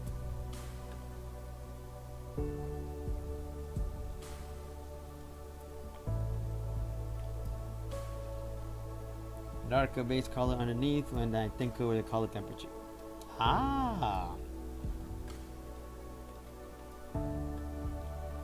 But yeah, like I said, that's really one of the best way to actually do this, because you can when you do the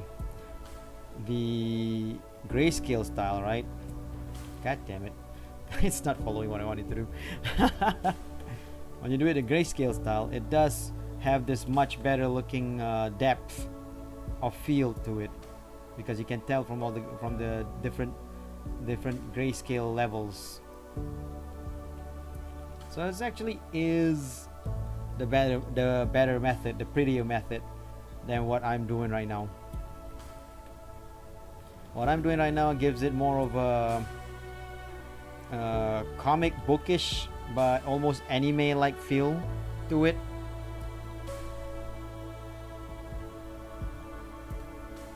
But without the painted background, that is.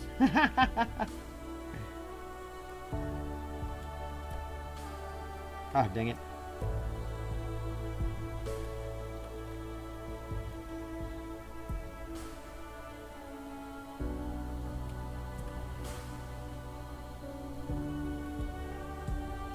There you go. I guess there won't be any shading, there won't be any lighting here because it'll be blocked from the sun because the window's over there. So this part should all be covered by shadows. This can have a little lighting as the sun will come up from the window there. So we'll shade the top here that gets covered from the sun. And of course the very dark ceiling.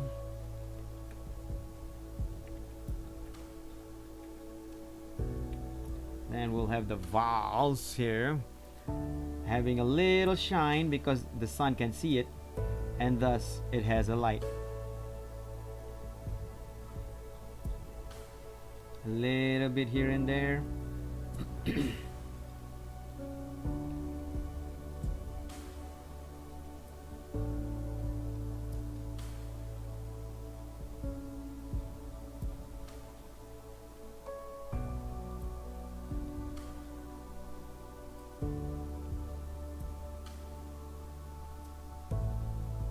And we'll have the further side here more covered in shadows rather than light because they're further and they're also deeper inside in comparison to the flowers at the top. So you can have see more darker sides here.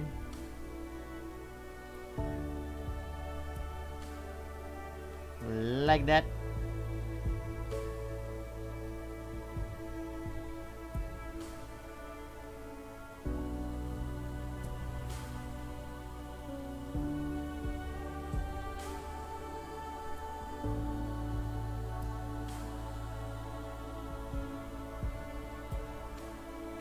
Then we cover a bit more shadows here and there.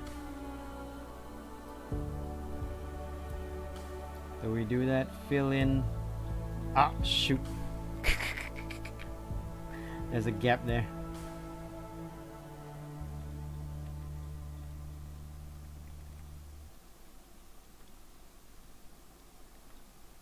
Like that.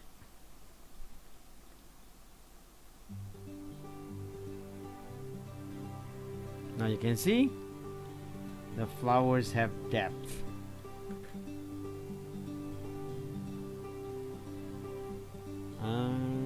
Use gray. I plan to cel shade. Ah, okay. Yeah, just one gray. Yeah. If you want to cel shade, just one gray. You should watch our stream. I should watch my stream. Now, usually I just do like one tone, right? But this table right now is kind of like giving me a bit of like I needed to have another tone because it's supposed to show more darker stuff underneath. So I will do this. I'll do another layer and give it a little bit more tone, a tone on the underside.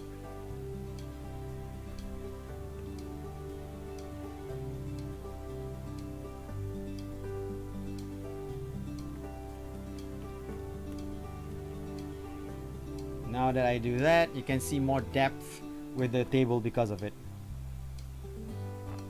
Of course, kind of looks like the table is actually just one tone, just this color in comparison. So I need to actually have like a little bit of highlight here, just to show that the tone, the cable is actually a different color.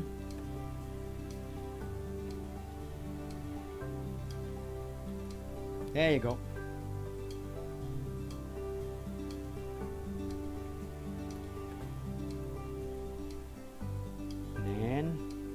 Gonna do a little bit of the tree out there. Oops, the tree out there, but I'm gonna use purple instead of red for the color of the tree,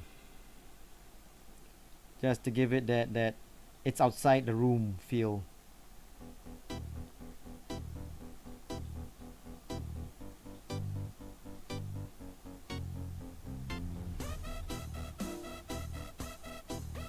I'm gonna show you guys after this. One thing that I like, because I use the linear burn method for the shading.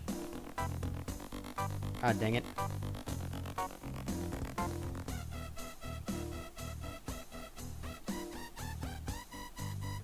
Right? So, okay, we're gonna do a little tree bark shading down here.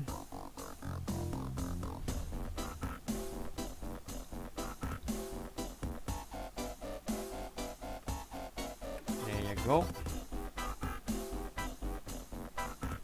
Now, for the blue stuff that I shouldn't have put it here, this is my mistake. What I'm gonna do now is I'm gonna take it out and put it behind, and then we're gonna color it all over the place. Alright, then this is how I would do a sky. I would have that there with a lighter blue, almost white but not exactly white. Have a gradient like that. Ta-da! Now, that's not the end of it. Now we'll take the brush, do a transparent watercolor brush, and take a little bit of white, dark blue, a bit purplish white, and start putting it on like 170, and then we'll have like soft clouds using the watercolor transparent watercolor brush that's available on the CS on Clip Studio Paint.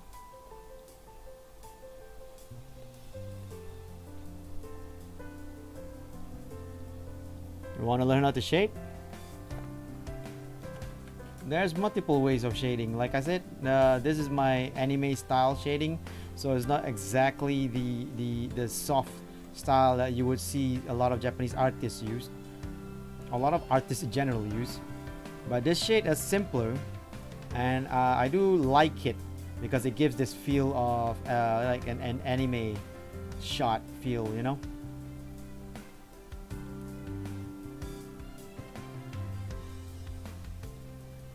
With a cloud near the top, you don't want it to be too white because it has to show like a little bit of a gradient with the sky, but at the same time you don't want it to blend with the blue too much, so you do want a little of white here and there just to give that feel that the clouds there, but it's also like higher in the atmosphere.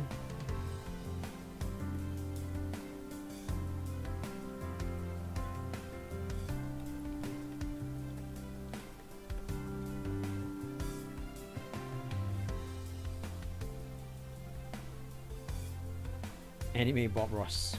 I used to call myself that just for fun. I was like, "Hi, I'm Anime Bob Ross. I'm here to teach you that there is no mistakes, just happy accidents." So with the clouds here, you want to make it a bit darker so that there's a little bit of shade to them. The shade will give the cloud more depth.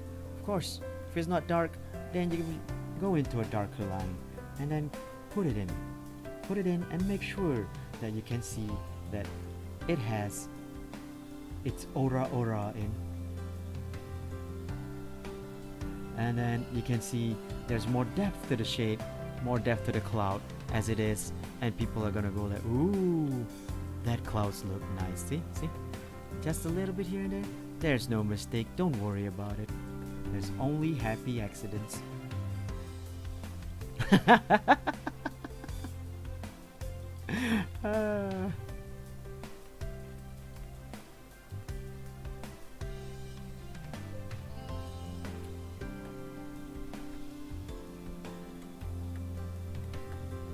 Almost done.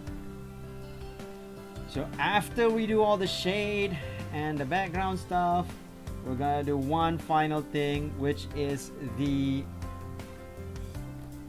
highlights.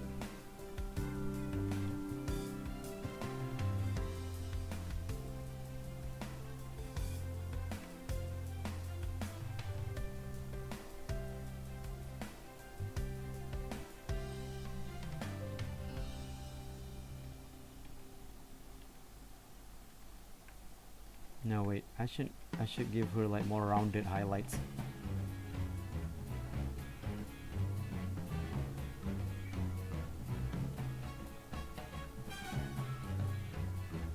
There you go, see? Much nicer.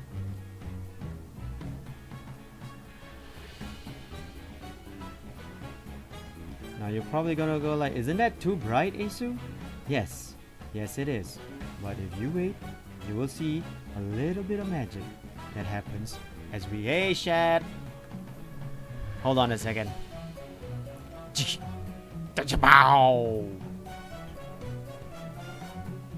What's up, Shad? How's it going?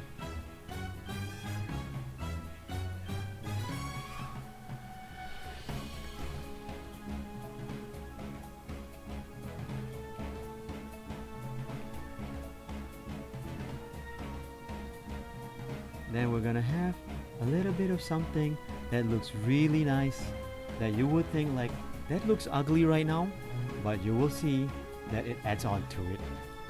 The wrench means you are a moderator.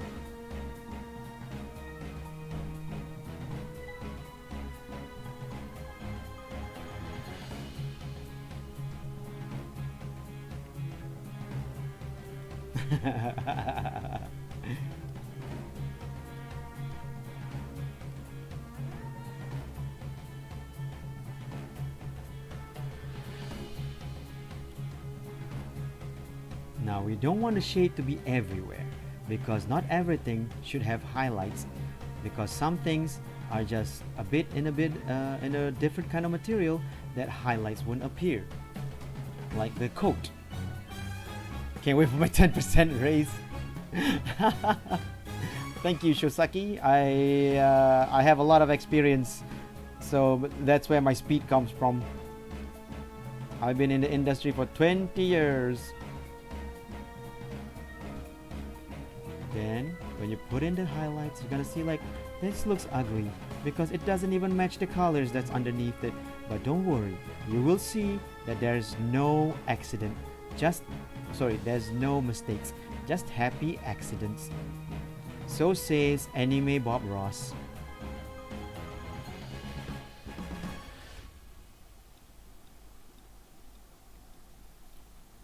It looks ugly now, but as you go along, you're gonna see why it's done the way it is and how.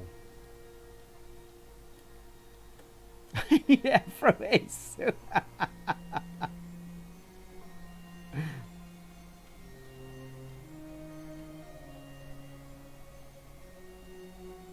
You know, if I can find a VHS filter for my stream, I would totally put it on.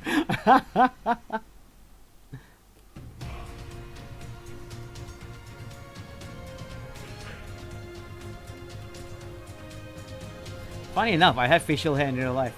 On my physical body, I mean. I have facial hair on my physical body.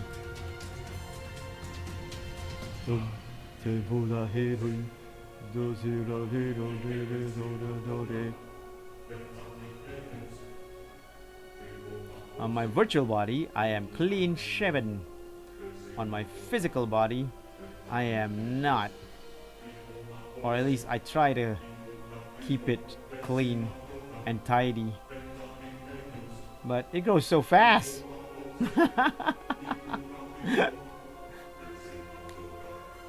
No, wrong thing.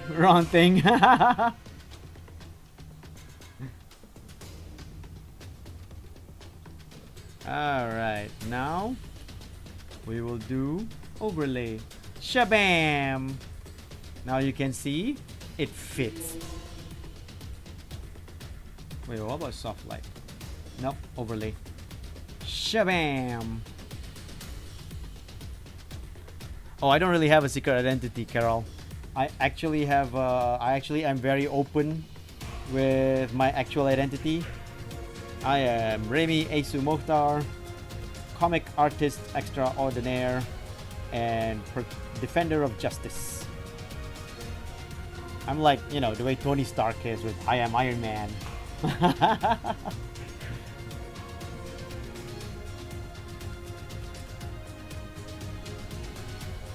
Well, I like that. I think I want that one to be slightly lower in terms of the brightness for the cup here.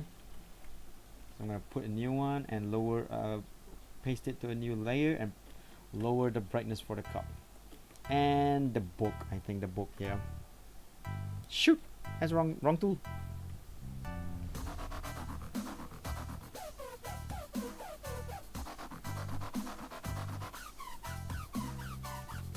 There you go.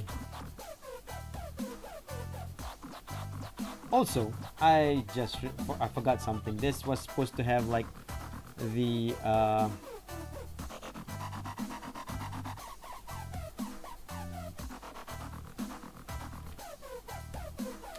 dame da. Machigaeta. Baka na no.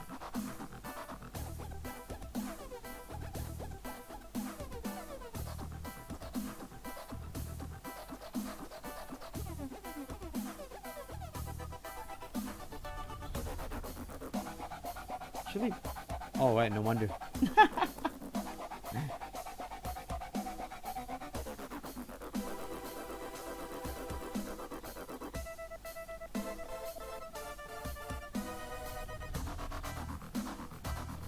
Ta-da! My favorite, I love how many socks it fits with.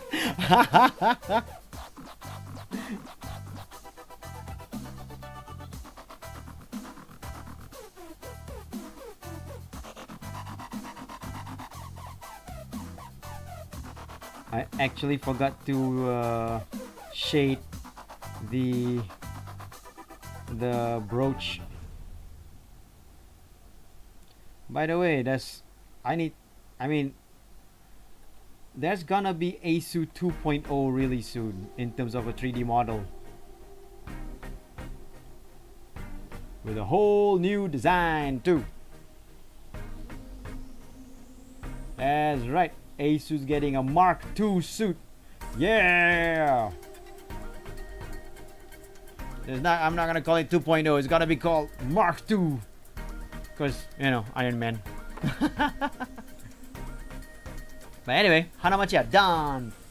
Hana Macchia done. Let me just give a little signature.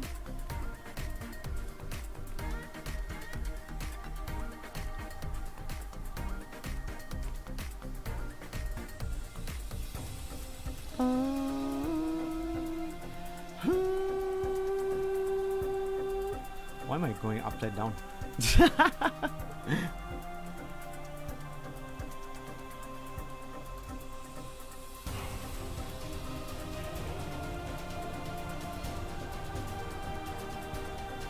Shorter than ever.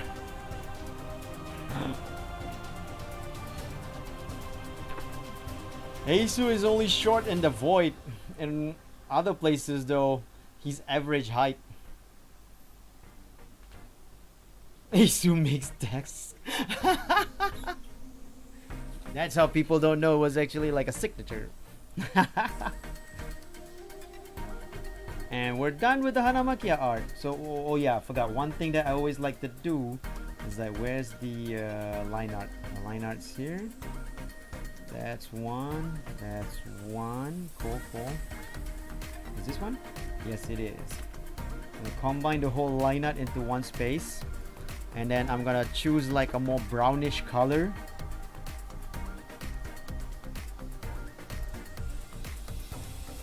And change the whole line art to a brownish color look.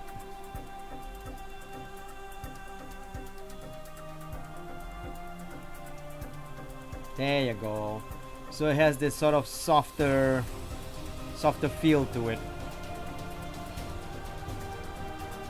Ikesu furniture. Ta-da! We are done with the Hana Macchia art. So let me just show you guys something before we go off. Something that I made very recently. ASU Mark II. This is without the helmet. Oh, you like the hard outlines? This is with the helmet.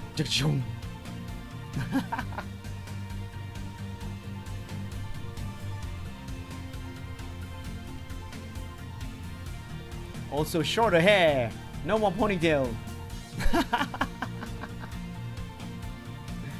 Iron Asu.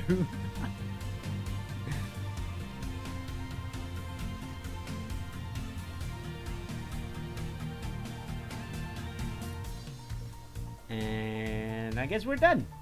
So I wanna, no more capes. Nope, no more capes. I wanted a more armor feel to it. So I'm like, the cape would not.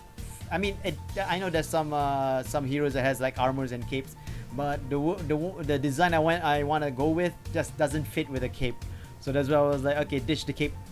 I also made shorter hair because I didn't want the ponytail to clip with the collar. Ah, Shosaki's buffering. Refresh, Shosaki, refresh. I probably can't hear this anyway.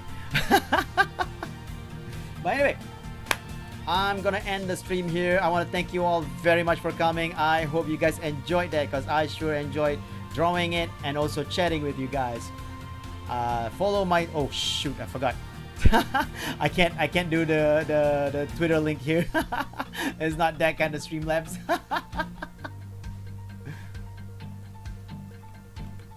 Anyway, follow my Twitter and my Discord, because I tend to announce my when I do streams, especially YouTube streams.